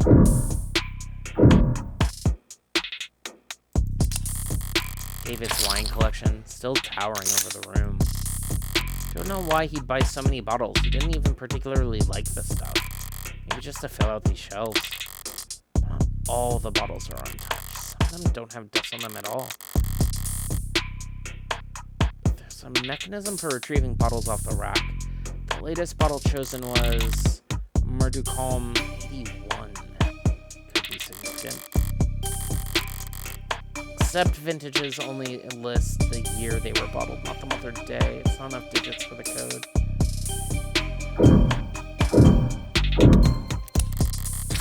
Admire question mark? It's a very big painting. It's impressionist? No, cubicle. Cubist, which is still incorrect. Love that, like... That's great. Yeah, cubicle. That sounds right. It is not. Thank you, editor notes. Whatever its style, I do remember that David liked this painting. There's a date on it. Could be a 6-digit password. I don't see one anywhere. Maybe signing your work was considered gauche among the cubicleists?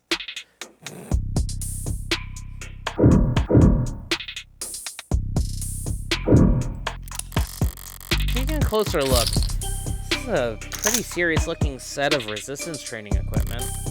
These weights are all set near the max. Noble Haddon appointed him a nutritionist, along with his stylist. David would be downright scrawny.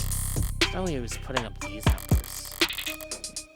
In which case, the Digiton weights could be a clue. There's too many and I can't guess the order. So what the hell, Asher? Did you set all these weights to max just because it looked more neat? See, I have figured out what the weights are for.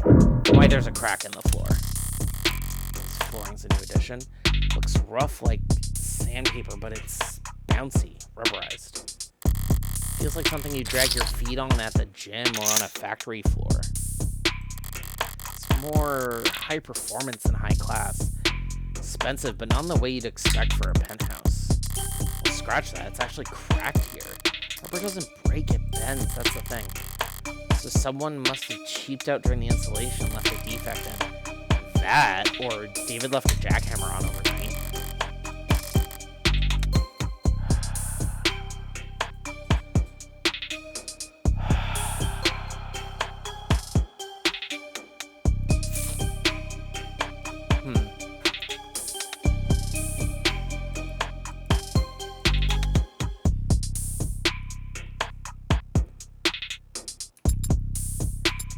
What is what?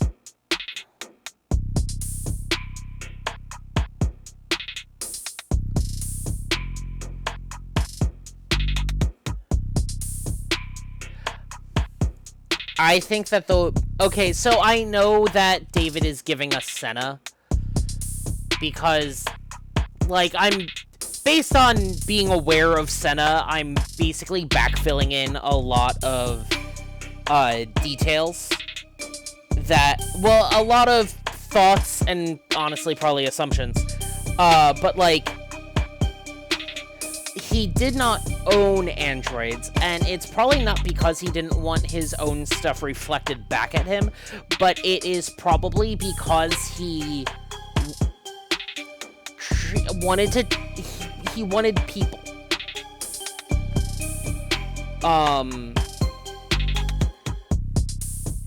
And, like, I imagine the weights and the crack in the floor are from, like, testing. Because Senna wouldn't have been the first. It would probably have been an iterative process. So the weights and the crack point towards a degree of, high physical strength. Especially with the weights loaded up to max. Because if it's a resistance set, you want to test that for, like, capacities in, like, for instance, jumping out of a building and surviving a fall.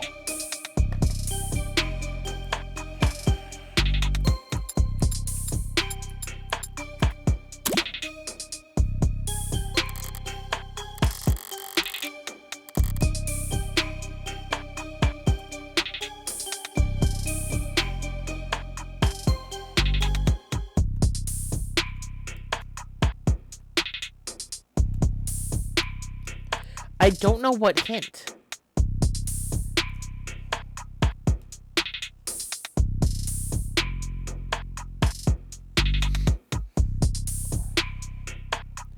I should have probably read the thing.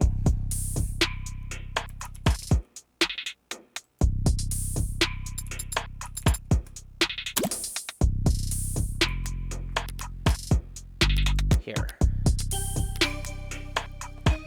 Predator is an oil-on-canvas painting by the mid-21st century neo-abstract expressionist Mads Hayestorp. Ah, I see, 11/25/58. Arguably his most well-known work, it was displayed at the Krullerheim Centre des Arts Modernes for 9 months before Hayestorp entered the premises on 11/25/58 and used a hunting knife to cut the singular massive canvas into 3 separate pieces. When asked for comment, Hayestorp replied, "My works are not complete until they have been signed." 558. I'll read the rest later.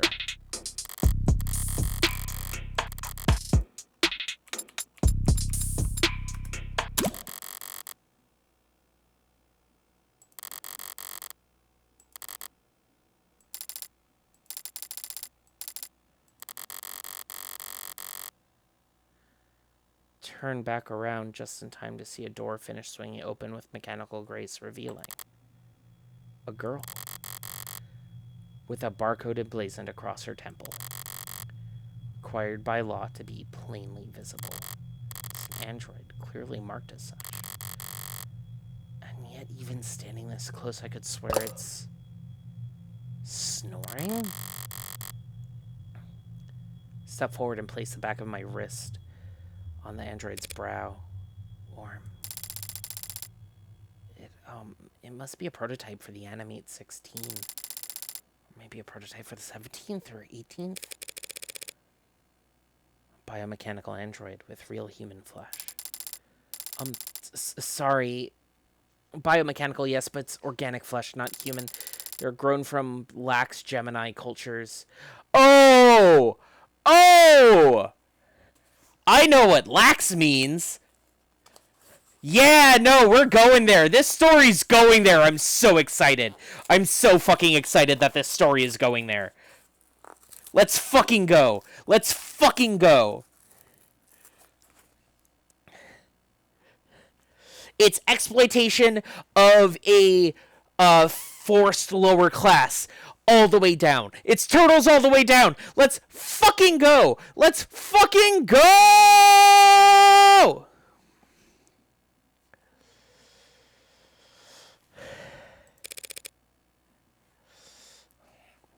Hold on. I need to see if, like, that is a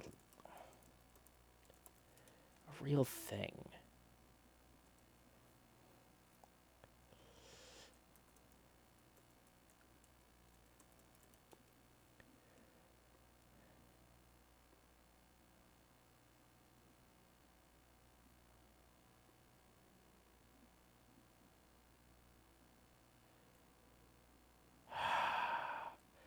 Knew it, knew it, knew it, knew it, knew it.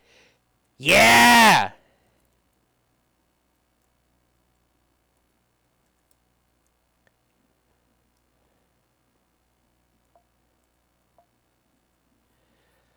Yeah!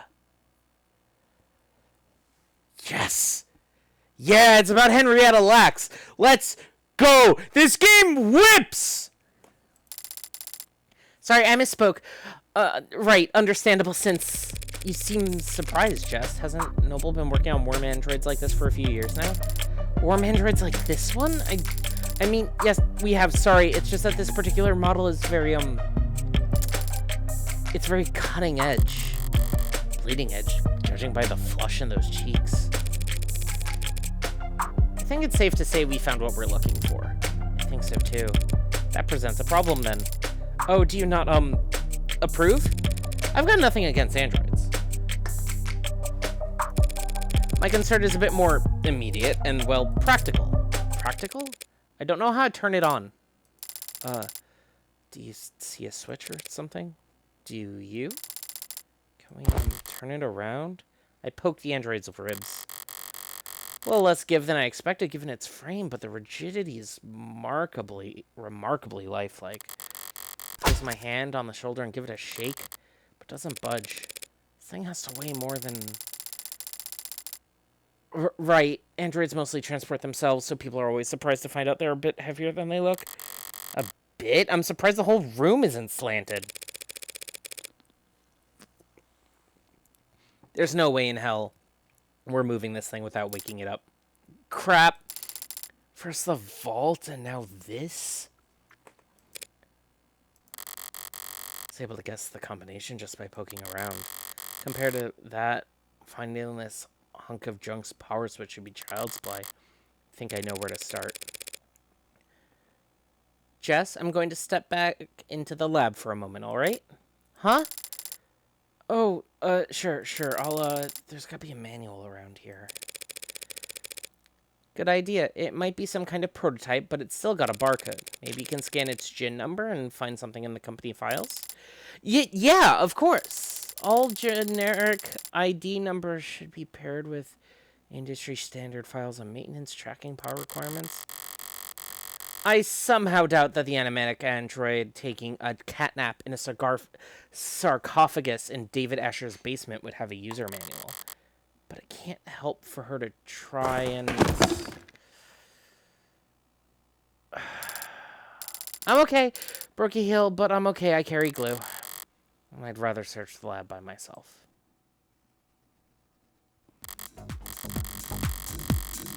Alright, first I'm going to check our phone. Because we have a lot of terms to catch up on.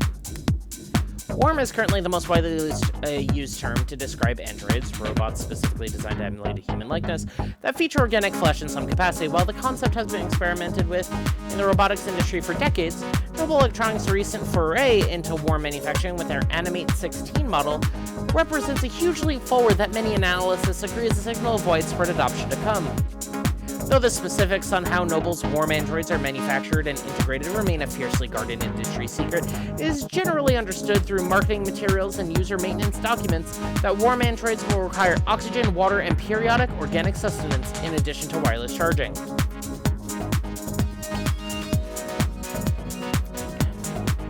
Need a refill? Warm android supplementals are available for purchase through the Noble shop. If your warm android doesn't receive sufficiently frequent supplementals or is repeatedly deprived of water, they may shut down most functions in order to preserve emergency power. If this happens, you can regain access to your warm android once your order of supplementals has been confirmed as paid. So they will take the warm android away from you if you are starving it. That's good to know, but it's being... The phrasing of it is in a way where... Like, the phrasing of it is interesting. Like, it's a very corporate language.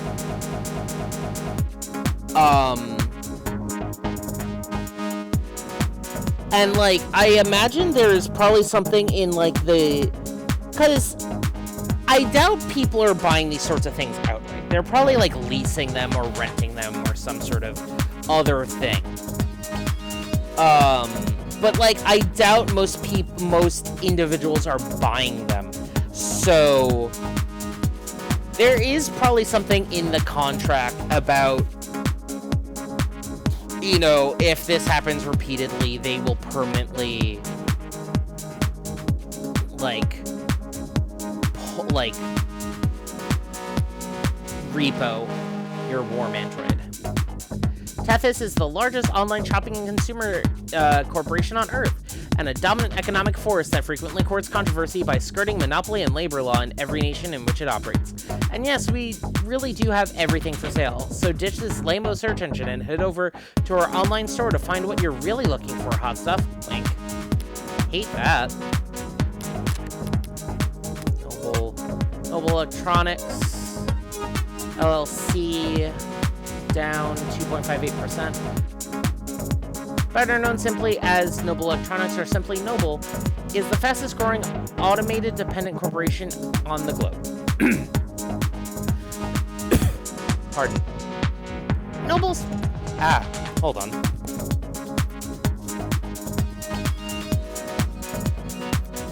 Had something tickling the back of my throat there. Noble spent most of the 21st century chasing consumer tech trends like wearable smart UI interfaces, only pivoting to androids during the 2070s amidst the decade's economic upheaval. The corporation struggled to break through to the higher tiers of corporate power until David Asher revolutionized their products with his Turing solution and the technological breakthroughs that followed. In the years since, Noble has secured approximately a third of the automated dependent industry global market share. With their desk hologram interfaces and Animate series of upper-middle-class luxury androids in particular, helping them grow at a momentous pace. Noble's recent foray into biomechanical androids was initially met with skepticism when pre-orders lagged behind initial year's numbers, but the Animate 16 is projected to reap record profits for Noble over the next 8 quarters. Whoa. That was a really painful cough. Ooh.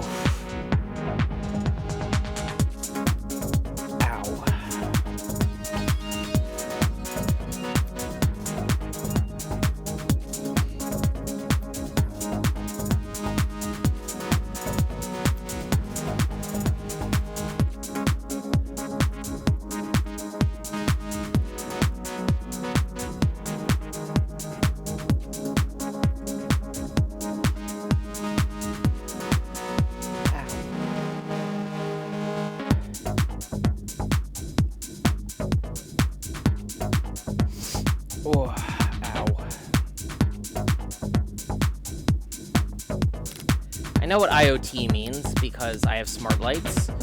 Internet of Things refers to the networked data sharing that goes on between all the countless electronics that we monitor ourselves with. Phones, computers, security systems, biofeedback devices, body modifications, and prosthetics, and of course, automated dependents, all comprise small but vital parts of this network. Without IoT's ability to collect, process, and share information, massive opportunity costs build up as individuals, governments, and private businesses miss out on the valuable insight that data has to offer.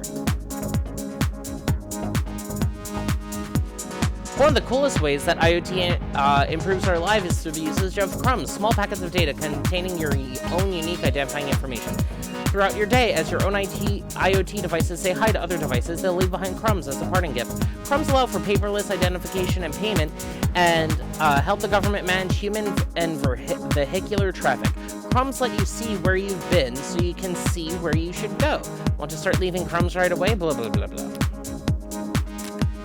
I mean, like, I just have smart lights, and I have smart lights mostly because I'm disabled, and the ability to turn on and off my lights from, let's be real, mostly just, like, automated, like, wireless light switches is really convenient and helpful, but also the ability to, like, turn it on and off from my phone is also really nice.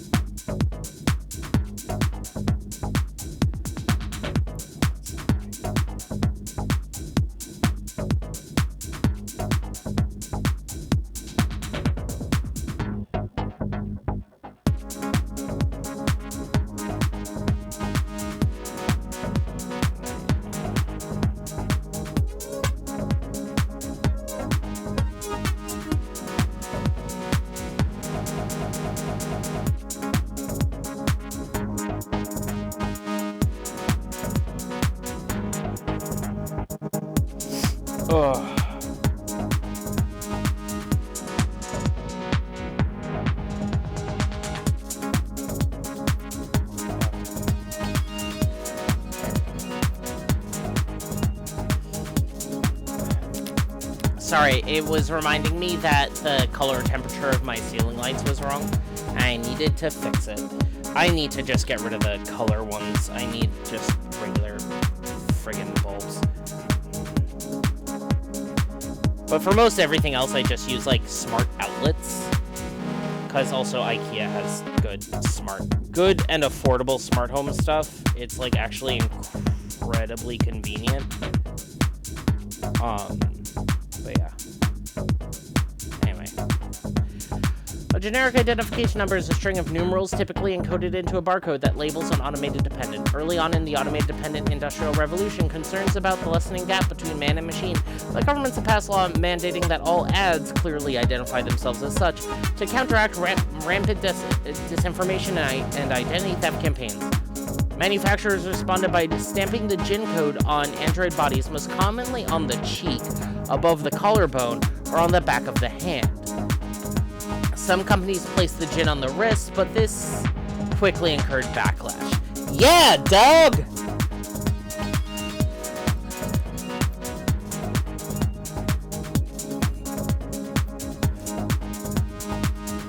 Like, yo, dog!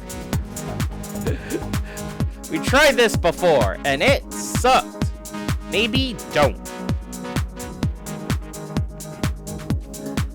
God damn it. Sorry, I keep reflexively... Anyway.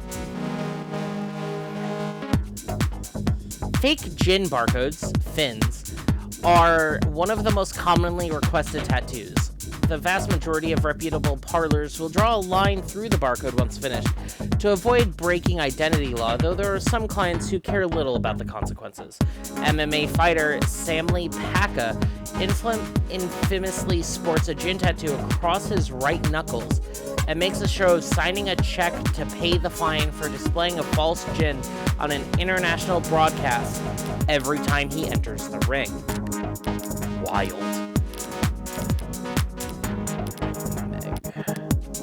Meg is a derogatory and hateful term used to refer to so-called mega corporations or anyone who works for them.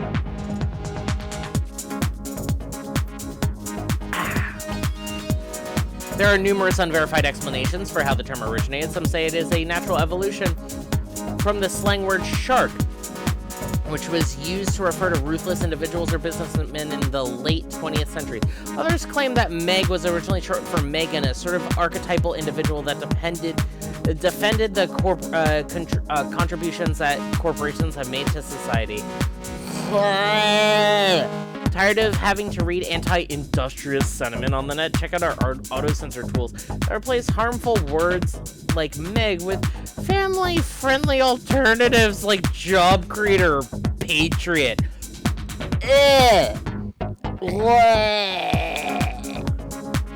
That's terrible. Like, this game is really nailing what it wants to do, but also just like, Profiles.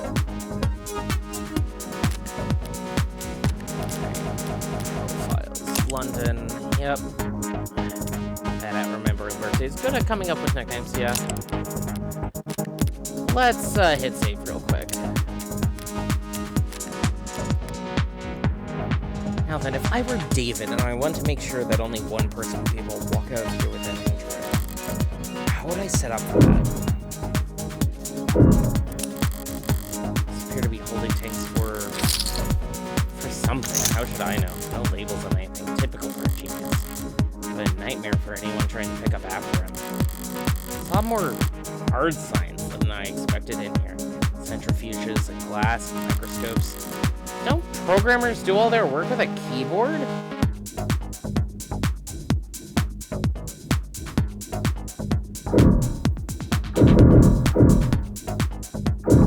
That's a lot of garbage. Like a fairly normal computer. If I'm lucky, the security will be fairly normal as well. Oh, look at this over here. It's an arm that looks like a spine with, like, the musculature on it. But, like, look at these arms. Boot up, complete. Username? Vocal codes. David Asher? Morgan? Guest? Thank you for logging in as a guest. I recognize my voice. So I can probably rule out a vocal man being the key to waking the android. Do you have a question? Now though, what should I search for on his computer? Search files for Morgan. 23 results on the local drive. I can work with that. Mostly phone book and social data. I don't recognize this file type. Some sort of personnel format. Date of birth, education, occupation, blood type, height, and weight? Okay, buddy, a little invasive, don't you think? DNA and fingerprints. Now, why did you have that, David? My DNA isn't in any database. I've made sure of that. So, he couldn't have bought this anywhere. He must have collected it himself from a wine glass for, like, easy to do. What? Oh! Oh! Oh! Oh! Oh! Oh! Oh! Oh! That's sick as hell! Morgan is Senna's mom. Diagrams of human anatomy. The hands are highlighted. The most developed part of the human body. Good for making stone axes and sending emails. Neurons aren't supposed to look like this. That's a very fascinating looking neuron. Robots and frames can do just fine with claws or 3-digit imitations. But androids are expected to look like people and move like them too. Getting the hands right must be a big priority at Noble. That tree-like shape on the right is a neuron. Those branches receive input of varying weight. If the sum is greater than a certain threshold, the neuron fires. The 0 becomes a 1. All their zeros around it take that into consideration. That a couple billion times a second, we've got that human brain.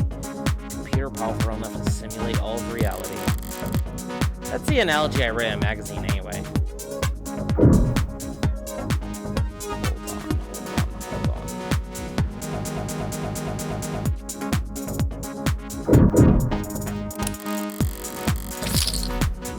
I haven't seen one since college, but this must be a 3D printer.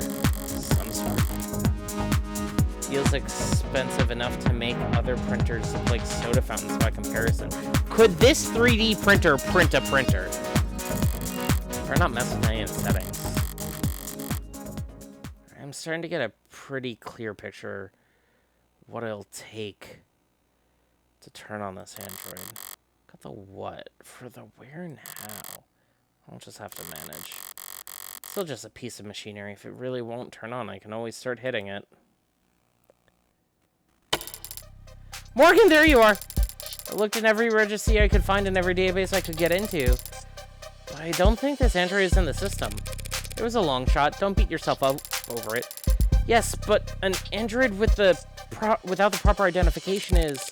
It's only buying or selling an Android without proper identification that's illegal. It doesn't seem like he ordered this online. I guess you're right, huh? We'll have it registered soon enough anyway. I think I figured out what we need to do here. Oh? David really wanted me to have this. He would have left some way for me to turn it on. What are you thinking? David had my fingerprints and my DNA on file. By requiring both, he could be reasonably sure that no one was powering up this Android without my approval. You've done a swab before, haven't you? Every month for the company. Apparently they're building a database on employee epigenetics cross-referenced with... Oh, so you're gonna... My DNA and my fingerprint will make the key. Now, where to find the lock?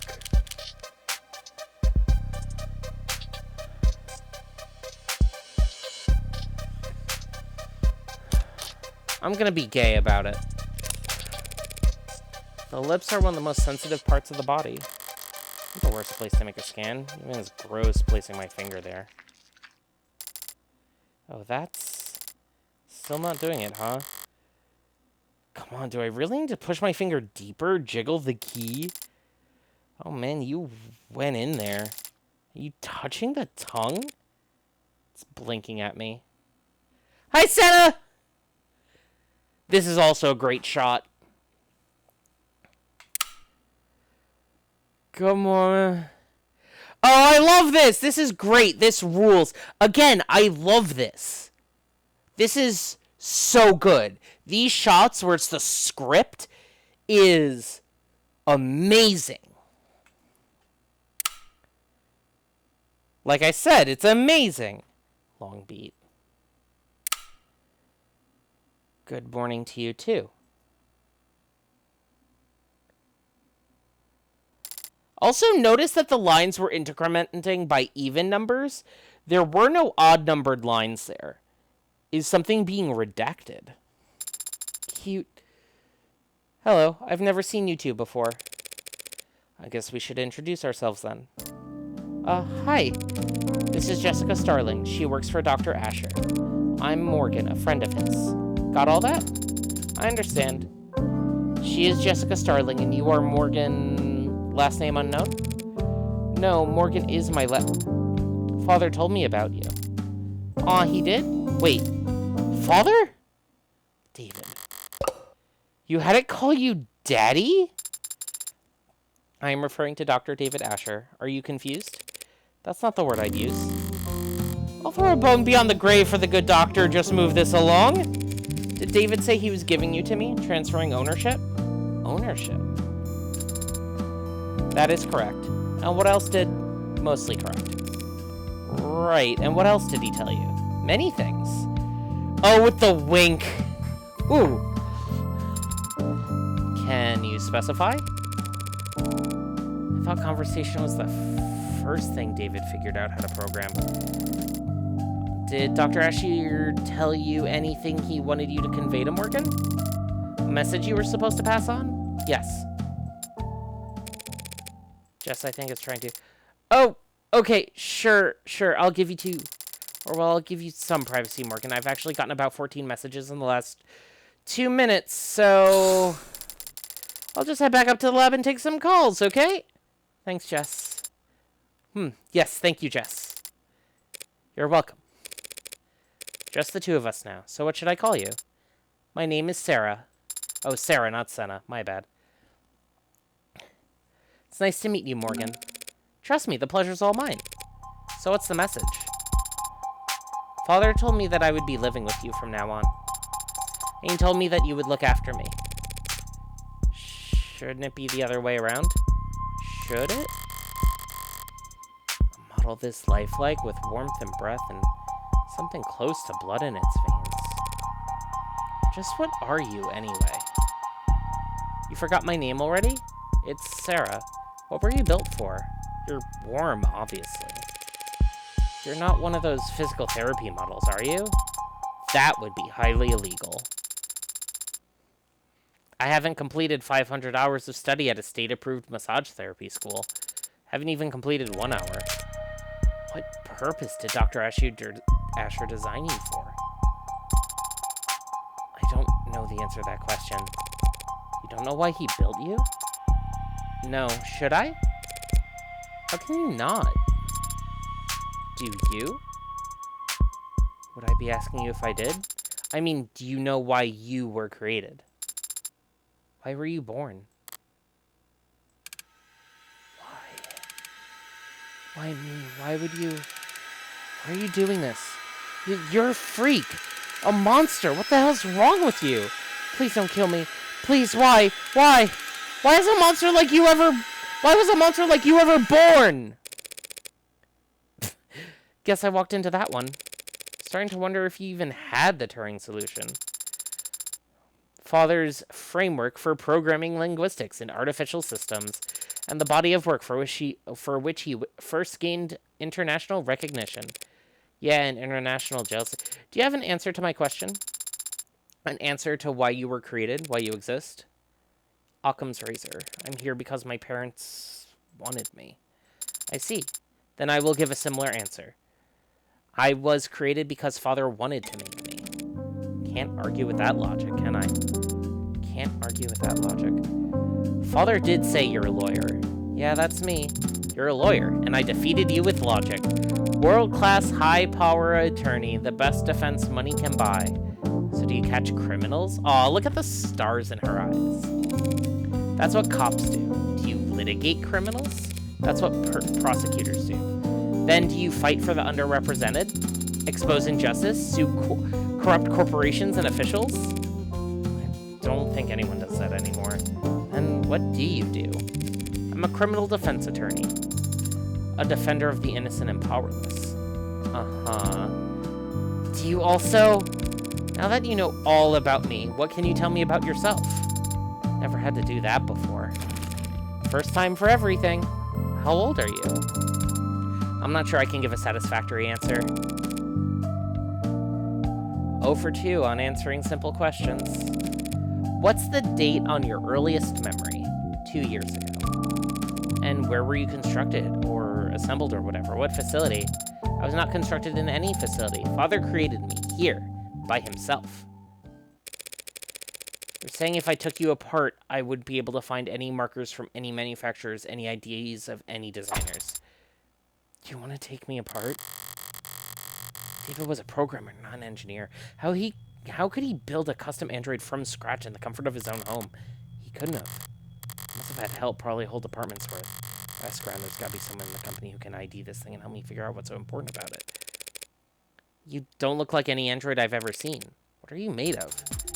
His body is comprised of organic tissues integrated directly into cybernetic systems. They require organic nourishment like water, carbohydrates, and salt. Wait, warm androids have to eat and drink? It cannot be worth that much trouble. My cybernetic systems operate largely as analogs to their equivalents in the human body. I have a respiratory system for oxygen exchange and a centrally located pump that circulates oxygen. You mean you've got a heart? How quaint. But where does all the extra weight come from? Pardon? I tried moving you earlier and felt like I was pulling against a truck. My skeleton is a combination of medical-grade plastics and a military-grade titanium carbide alloy. That sure took the wind out of her sails. My muscles are made of adaptive rare earth alloy nano-weave fiber with shock absorption and kinetic potential rated past... Wait, did you say military grade? I have a grip strength above 1,000 kilograms. See? She made the crack in the floor, and she's what the weights are for. I can run at sustained speeds over 60 kilometers per hour. I can jump 6 meters... 6 foot! No, meters are like about yards. So that's higher than a 6 foot vertical leap. That's a 6 meter vertical leap. Get fucked, Griffin McElroy. Not sure what kind of grip strength most androids are walking around here with, but I've never seen any of them move the way it's talking about. I'm just standing there. It seems to be poised, controlled, spring tight. Strength and flexibility like a ballerina or a gymnast. Strong enough to flip over a tank, lifelike to it enough to avoid detection. As long as it never stepped on a scale and make up for the perfect infiltration unit. Perfect weapon if you could keep its development a secret. David really put something that heavy on my plate, dismantling a military prototype in secret? Are you deep in thought? The military infiltration android would look more crew-cut and forgettable. Would David really devote personal time and effort just to make another weapon for the military? I have other features I could tell you about if you'd like. If I shoot you, would you die? It would be very painful, and there would be a discharge of fluid, but conventional weapons would not prove particularly effective. That settles it. This thing's a weapon, sure as I... Would you like to know about my hair? Your hair? I'm impressed you noticed. Each fiber contains miniaturized solar cell lattice technology, allowing me to remain charged throughout the daytime. That must come in handy? I haven't actually had the chance to use it yet. This room has ambient wireless charging functionality. I haven't gone outside much. Okay, maybe it's not a weapon after all. You're just a pincushion, aren't you? I'm not familiar with the term. Searching. Pincushion. Jargon design refers to prototypes filled with experimental technologies to check for compatibility issues. Got an idea, not sure what to do with it? Stick it in the pincushion. Let's get an explanation for any is what I'm staring at. I smash a state-of-the-art military feature spliced with odd new technologies and seemingly pointless additions. The end result being a singular, unsellable android that wasn't particularly good at anything and would break down after only a few years. Pincushions are a small but valid part of the field of android manufacturing. They are valuable to collectors who see them as time capsules filled with the designer's most outlandish ideas and least reproducible results. But even the most nonsensical pincushions are built via committee over years, numerous engineers and programmers adding in their pet functions. The android before me claims to have been built by one man, and who's now... Seems we got off track there, Sarah. Was there anything else David told you to relay to me? Besides that you were to look after me? He also told me that you were reliable and that I should trust you. He said that I was to listen to you and obey your instructions. Finally, some good news. As you say, Adonai. That's the term for big sister?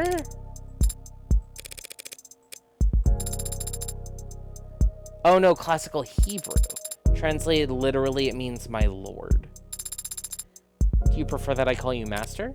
No. Very good, Adonai. Why'd David use Hebrew, though?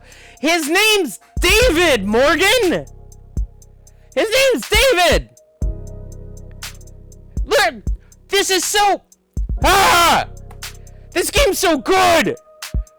Ah! I'm like kinda like pogging, but like more like this game is making me want to like go do research.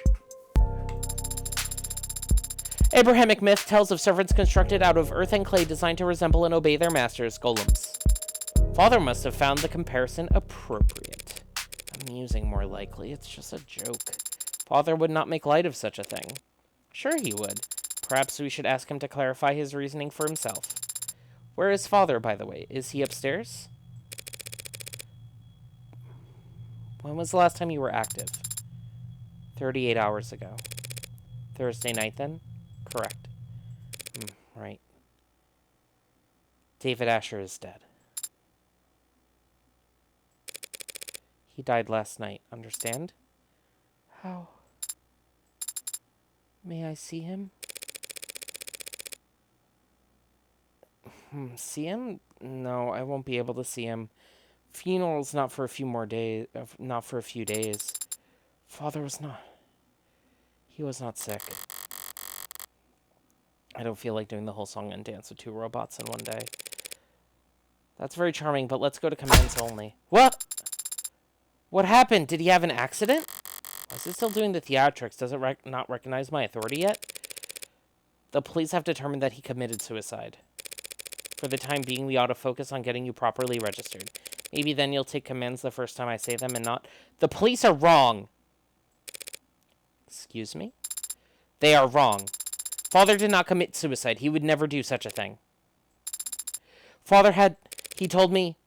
Look, Sarah... I'm sorry? You're sorry? Father said you were his friend. How are you so calm? I've been around death a lot. So don't try to lecture me about grief, Spearman. My name is Sarah. You will use it because my father, Dr. David Asher, the greatest programmer in the world, gave it to me. And he did not kill himself. Let's say you're right. David didn't commit suicide. If that's the case, the police will realize that soon enough. The police have already made their determination. That's what you said. Father said that you were a lawyer, that you were capable and reliable and a friend. You should be looking into his death. That's...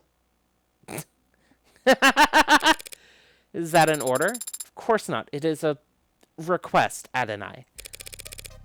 A request that I'll have to refuse. The police have their job and I have mine. If I stick my nose into their investigation any further, they'll come down on me hard.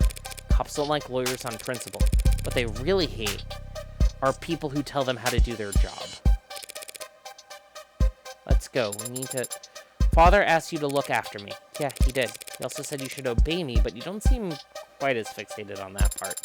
And he said something else. He said that you owed him a favor. One favor.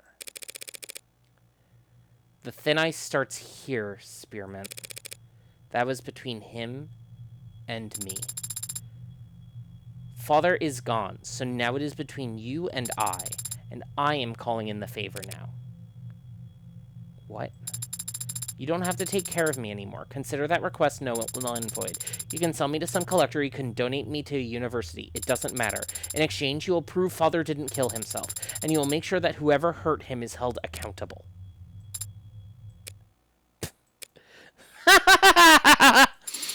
Why are you laughing? It's you and me, not you and I. You and me. David would roll over in his grave if he knew you'd gotten that wrong. It was not my intention to amuse or rotate. No, that's for damn sure. Fine, I'll take that deal, Sarah. I mean, I'll look into it. I'm a lawyer. I don't prove anything. I just disprove what I can.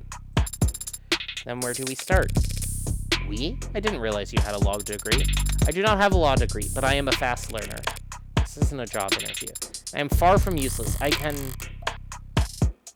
The ad did raise at least one good question. Where do I start? See, here's the thing. I'm already on board with Sarah is a person because of everything that's been laid out before me by, like, just all the metadata this game is throwing. I mean, I guess metadata is the correct word in this context, but it's also this thing of, like... The writers of this game are making very specific references to very specific things in, like, history. That, like... This is good. This game rules. This game whips. This game kicks ass. Defense attorney, not police detective, and David was my friend, not my client. Won't be able to poke around at all unless...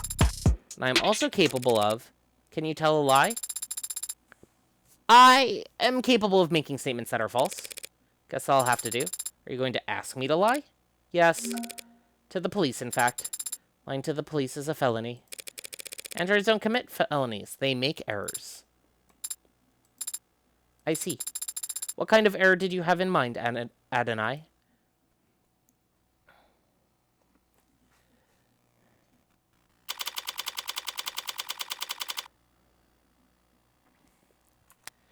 I think I'm going to call it here, because it... no, I can go a little bit further. Are you sure about this?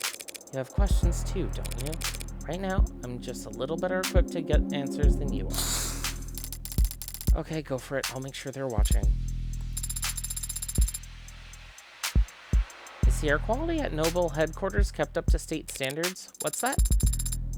All these Noble employees seem to have asthma. Was Father also working under such poor conditions?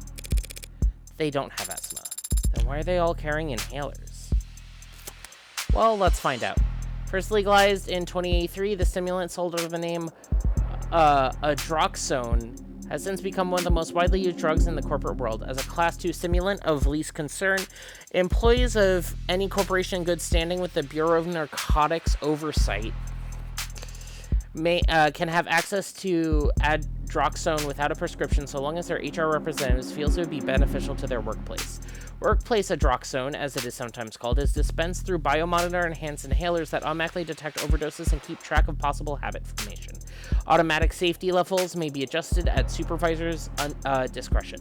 Unsubstantiated claims that Adroxone was first invented as a purely recreational drug by the notoriously violent Skullhead Mafia caused enough of a stir that in 2083 a formal investigative committee was formed. However, unfortunately in 2084 an industrial hydrogen fuel accident resulted in the deaths of all 391 known Skullhead members. What? Now that's spicy information.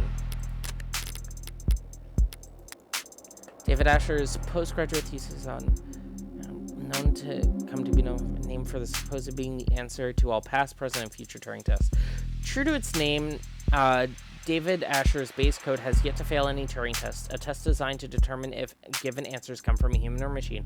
Applied to it with a success rate below 99.97%. A number of think tanks, charities, and corporations hold bounties for designing new Turing tests for the sole purpose of running them against David Turing's work, though none have announced the awarding of any prize money thus far. Yes, ma'am, she's right over here. Oh, it's you. Oh, it's you. Did I mess up? On the contrary. Eyes wide. She's a DA. Quiet. She succeeded spectacularly in getting Noble's ears perked up. Emma Rockford! Didn't think I'd run into you here. Yeah, didn't think I'd be here either. But the powers that be think my presence sends a strong message to the Megs, so... No, wait, what are you doing here? A few minutes later. I see. I'm sorry for your loss. Thank you for saying that. And thank you, Detective Reyes, for your many kind words. We can't all be as talkative as you. Normally, quoting poetry would feel pretentious, but you were so genuine in your reading. Bite me! I don't know that there's a need for all that. Very mature, Detective. Did you come up with that yourself? Oh, no, that's Kaguya's signature pose. Like the pop star? I don't know what you're talking about. Can admit it if you do. Well, there's nothing to admit because I don't know what you're talking about. I don't know who that is.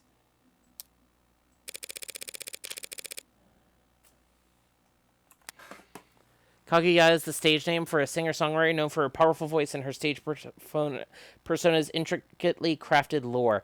After releasing a blitz of chart-topping singles, a quadruple platinum album, and a bevy of cultural reset music videos in just the last 3 years, she has come to be considered the leading living figure in the pop music and popular culture realm.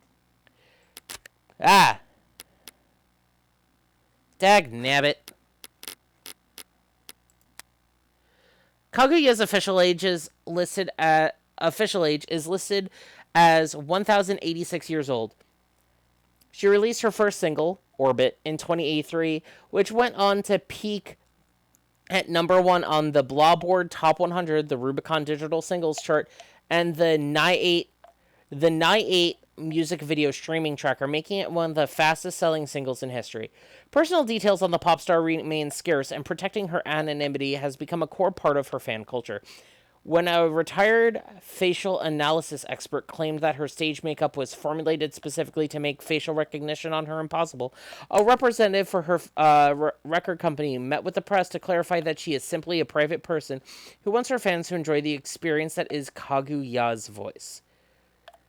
Users also frequently searched for Kaguya lore explained, Kaguya iceberg explained, Kaguya Lunatropic tour tickets where to buy. Fair enough.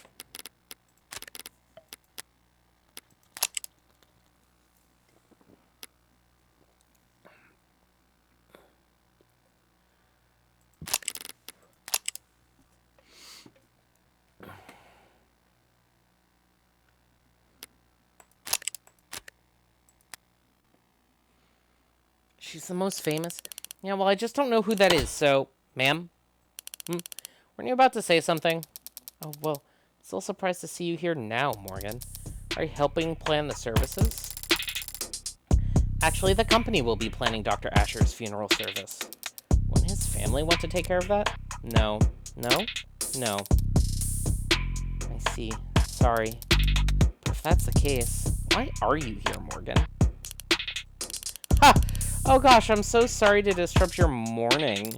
Hey, you're here for the same reason as every other suit they've got crawling around. Money. You're not wrong, there are a lot of annoying insects with annoying agendas scurrying around before my friend's body is even cold. But the honest truth is I don't even know if David had a will. The company helped him manage his estate. Legal is probably already on it. Actually, judging by how much coffee that intern is carrying to the elevator, I'm certain they are. Alright, so if you're not here for the funeral or the reading of the will... Miss Starling asked me to come here, actually, on a matter unrelated to David's passing. An unrelated matter? That's convenient. Isn't it? Now that I am here, it's come to my attention that the police have made a determination in the case of David's death. And where did you hear that? Am I mistaken? No, you're right. They concluded that it was suicide. Can always count on her to be blunt. I was worried about that. Yeah, I'm sure you must be feeling... Because I'm going to have to contest that charge. What? The state has made a charge. I'm arguing against it. The hell are you talking about? The police believe David committed suicide. Suicide is a felony in this country, detective. It is technically a crime to commit suicide, yes, but we're not in the habit of bringing dead men to trial. Especially not for their own murder, Morgan. No, not to trial, of course. But there would be a preliminary hearing in a case like this. Technically, as a formality. Assuming the courts aren't busy that day. I'm afraid on this occasion, I'm going to have to insist on formality. Yeah, well, you really don't have much say in the matter, do you? With David gone, I have the only say, really. I am, after all, his criminal attorney. All that money and he needs his drinking buddy to be his attorney? Bullshit. I'm also skeptical, Morgan. It's a pretty serious conflict of interest to be your friend's defense attorney. You're absolutely right. It is a conflict of interest. And I would have said as much to him if I had the chance. What do you mean? I only found out that he wanted me to be his attorney today. After he died? How the hell did you miss that memo? Embarrassing, isn't it? But to be fair, it was hidden pretty well. Oh, I didn't know that you had an Android, Morgan. It's cute. Thanks, but it's actually David's. hence technically my witness. Witness to what? 38 hours ago, that is, David Asher communicated to me that, as a matter of record, the following explicit legal intent, that in the case of any and all criminal charges brought against him by the state, his attorney would be Evangeline Morgan. Evangeline?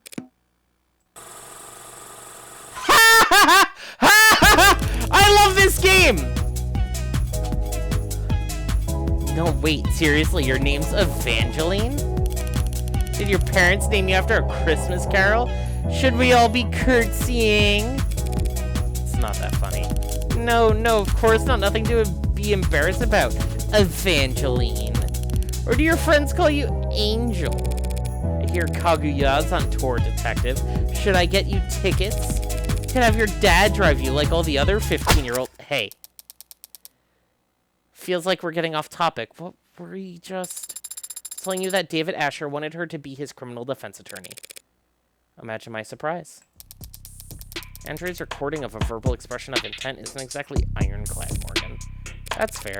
If we were going before an appellate court, I would expect that to be open to all kinds of scrutiny. But we're talking about a preliminary hearing. A formality, as you called it.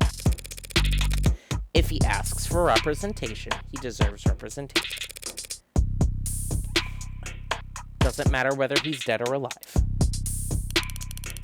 Am I missing something? What difference does it make? Not even an adjutant would be obtuse enough to sentence a dead man. No, there won't be a sentence, but the adjutant will render a verdict, and verdicts have consequences, even for the deceased. Is that what this is about? What's she getting at? If the court agrees that this is a suicide, that verdict will retroactively affect evaluations of the individual's mental health, like whether he was in his right mind or not. You know anything about estate tax law, detective? No, but I'm sure you'd be happy to educate me. More than happy. An individual found by the court to not be of sound mind can't very well give their consent to the lawyer drawing up their will, and if his will is compromised, all of David's considerable assets would be suddenly thrown into legal limbo, in which case the state would be legally obligated to come in and pick up the pieces. So this is just about his money? I'm almost disappointed in you, Morgan. Well, when you take into consideration all the factors, it's actually more complicated than that. For example... Huh? Never mind. No, Starling, you should speak your mind. All I mean to say is that while Dr. Asher did have significant holdings in art, real estate, and intellectual property, he also, of course, owned a great deal of stock in numerous corporations, principally Noble. If he was ruled to not be of sound mind, and his shares were to end up acquired by the government, Noble would suffer a serious blow to its commercial image and its standing in the financial community. All of which is to say there's a great deal at stake here. Not the least of which is a reputation of a man who I was proud to call my friend. You're not buying this, are you? In case you haven't noticed, the city is working closely with Noble on this. They're not gonna let you bring them any unwanted attention. Starling did her part. They're watching, and they've stopped trying to hide it. From here on out, it's a gamble. Noble Electronics already has unwanted attention.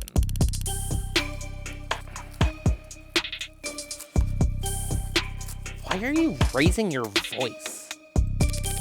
Nothing changes. By the end of the day, the whole country is going to hear how David Asher committed suicide.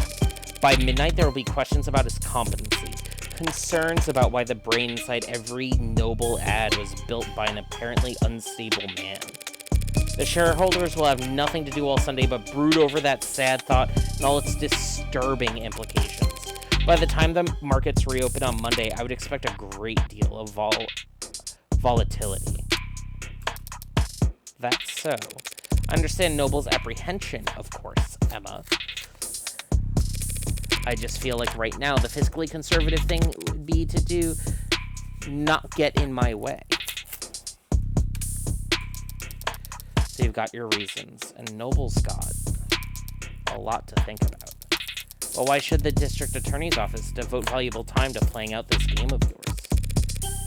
Because they're certain they'll win. That goes without saying.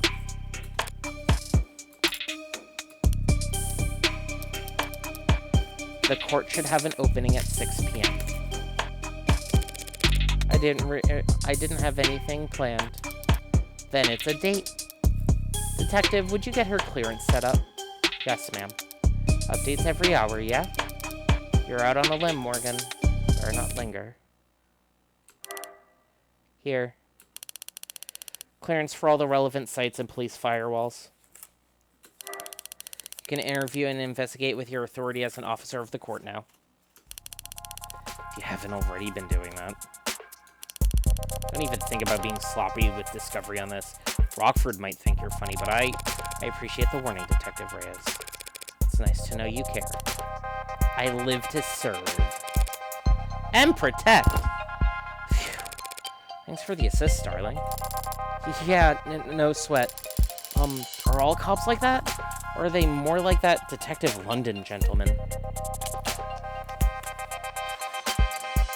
Most are like her.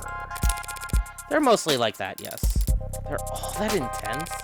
Yes, it comes from being short. Most cops are short? Yes. Right. Well, I'll see you at the courthouse tonight. If you need anything in the meantime, don't be afraid to ask. Good luck, both of you. What do we do now? Well, I have a few options. Access to the crime scene now, probably the best place to start. I'd like to head over to the company building as well, to get me registered, among other things. Either David killed himself or he didn't. But if he did, it's almost certainly his asshole corporate overlords who are to blame. In which case, I'd want to take my sweet time raking them over the coals. What are you doing? Nothing. What about Father? When can we see him? Be at the morgue by now. The medical examiner will speak to me now that I'm operating under the court's authority. If I stop to flash paperwork at every nurse and security guard, but nothing better to do than ask questions. I'll have to... What's that look for? You were Father's friend. Thank you again for reminding me. Aren't there people you'd like to speak with? Other friends you'd want to know? Bad news travels fast. I'm sure everyone in the country has heard about David at this point. All that heartbreak shit did keep me pretty occupied these last few weeks. I just never one to pry. There was someone who could tell me more about David's personal life over the last several months. It's worth the effort of finding them. Do you have someone in mind? Maybe someone he met recently? Spoke about becoming close to someone this year. A musician. Now that you mention it, there's a P.O. Pose something that David might have mentioned when we talked back in... I'll begin a search. Completed my search. I found nothing. Thanks for the old college try. Is that really the best you can do? Father was a private man, in person and online. Just a few letters and the fact that he was a musician. I don't have enough information to narrow down the results, Adonai. No, we have plenty of information. We just need the right person for the job. What kind of person is that? Time, date, expunged. I think so. This will be the last scene we do, and then I am going to go get food. Precinct 112. 112. Detainment room 001. And who would you even have called? I don't know. I still should have got my phone calls. So I got you. Who are you again? My latest guardian, new foster parent? Want me to call you mommy? Not really the motherly type. Heyo, we might actually get along. So I've got good news and bad news. Not your guardian, I'm your lawyer. You've been given a lawyer because you're being charged with a felony. Fascist pigs. Skipping school's a felony now? Hacking into a government database has been a felony for a long time. For a very long time. That wasn't me. They have your keystrokes, your IP address, your login times, and the playlist you were listening to. That was for a homework assignment. Here's what I don't get. You got in, copied the data, could have gotten right out. They wouldn't even know they'd been robbed until they saw their password show up on black market clearance 2 weeks later. But you didn't get out. You stayed and made changes to their database. You robbed the bank, got clean money, then dragged a can of spray paint behind you all the way home. Why? Look, I didn't steal anything that wasn't already compromised. The only data I edited was my own, so if anything, they should be thanking me for correcting their mistakes. What, did they get your birthday wrong? My name. Name changes are only 2 pages of paperwork. You just need to fill out the form, get a signature from a parent or guardian. So, what's the good news then? The good news was that I'm your lawyer, not your guardian. The hell? That doesn't count as good news. That's just a thing you said. Don't be so sure. A lawyer's a lot better than a guardian. How's that? Parents, guardians, fosters, whatever. They're all supposed to take care of you because it's the right thing to do. A lawyer is someone who always does what's best for you, no matter what, because that's how they get paid. So how good are you at your job?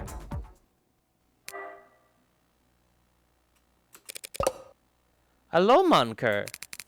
It's pronounced Core. I know how it's pronounced.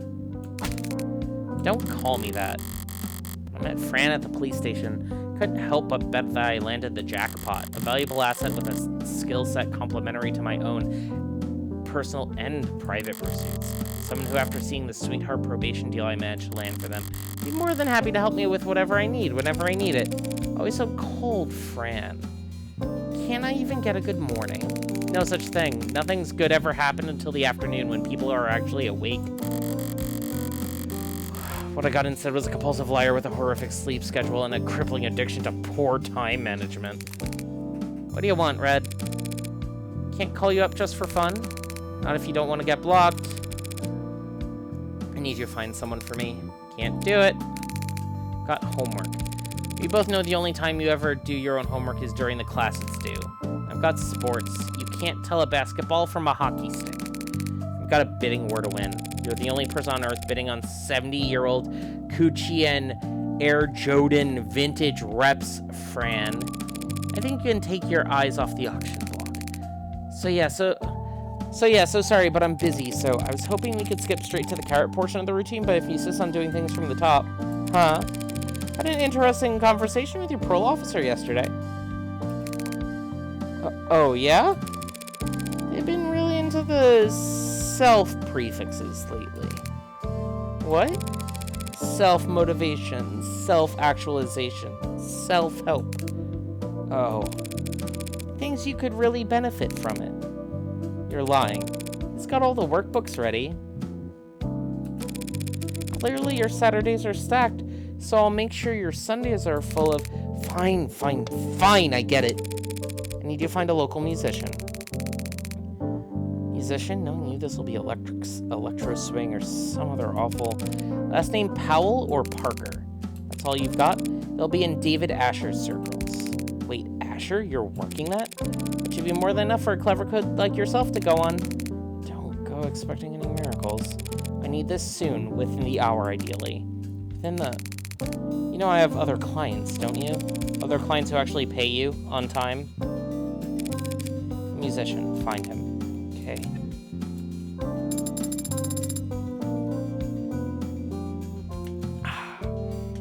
Even talking over the phone, you're very animated, Adonai. What do you mean? Just that you're very expressive when you talk to people. Of course I'm expressive. If I wasn't, how would anyone know what I'm thinking? I see. I'll keep that in mind as we... Wait, you really expect to tag along? Of course, Father was... Yeah, I know you want to. But why should I let you? Because I am capable and helpful. Uh-huh. I mean it. I can take notes for you. And move heavy objects. And I'll learn to do more. How? I'll subject every individual we encounter to a basic survey to procure biographical information on them while I gain experience in questioning. Subjecting them to torture. I can help, Adonai. How fast can you fill out forms? Fast. Congratulations, you're halfway to being a paralegal. I mean, that is basically what being a paralegal is from what I know about paralegals. Paralegal question. I love it. Love it. Martial arts, carbonation, collarbones. And collarbones are good. Static, blackouts, elevators. I'm good at lots of things. Skills. I'm not sure how skills differ from talents. I also like the 180-degree rule. Oh, I love her!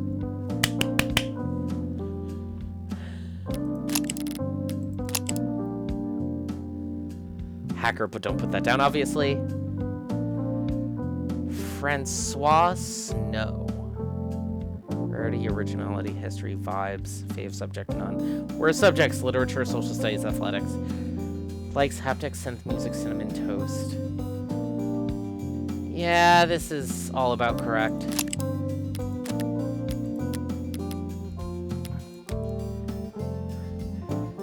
Cur, an archaic term for a dog, an abandoned mutt, or stray. Did you mean core? Heart. Preliminary hearing is a step in the criminal court process in which a judge or jury will evaluate whether there exists sufficient evidence to justify a trial. Between security systems, personal devices, biomonitors, IoT crumbs, automated dependence, and mods is extremely rare in modern times for the people's evidence of a crime to be found lacking, making preliminary hearings somewhat of a formality that is infrequently sidestepped without protest from the defense. Alright. And that is where I'm calling it here, because I have been streaming for about 3 hours. I spent 2 hours before that in a doctor's office, and before that all I had was a breakfast sandwich. So I'm very hungry. Thank you all for watching. Tune in tomorrow for for the start of Be Kind Rewind, my our roguelite and Metroidvania show, starting with Hollow Knight, because everyone got really jazzed about, well, part of streaming is because I don't have a job and I need income. Part of streaming is because I have a lot of, like, cultural gaps in a lot of different forms. So, like, a fun way to approach video games with that is via this. And, like, analyzing it in real time. And honestly doing it for an audience and being able to talk with friends and even strangers while I'm going through it. And this game has already given me so much to chew on, and I'm super excited. So tune in next week for the second half of Chapter 1.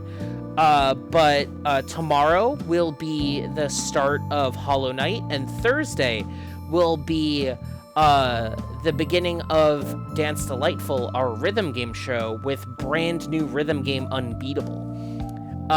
You can check Blue Sky at tautology.systems for any updates to the schedule, like if I'm stuck in a doctor's office and running late. I posted about that on Blue Sky. I post about other stuff on Blue Sky, including, like, honestly, Poketherian stuff, and all sorts of things. If you liked this stream, feel free to follow or honestly subscribe, because I don't have income and the government decided that nobody should have food benefits. So I have to spend real actual money on food and not fake government money. And that sucks. Also, you know, it'd be nice to buy a separate like mic and have that, and a separate headset and instead of a boom mic. You know, so, like, you know, things that require money. Or, you know, just let your friends know about this. Share the word around. But yeah, I'm going to call it here for today, and hopefully I will see folks tomorrow for when I pick up Hollow Knight. Thank you so much, and have a great day, everyone.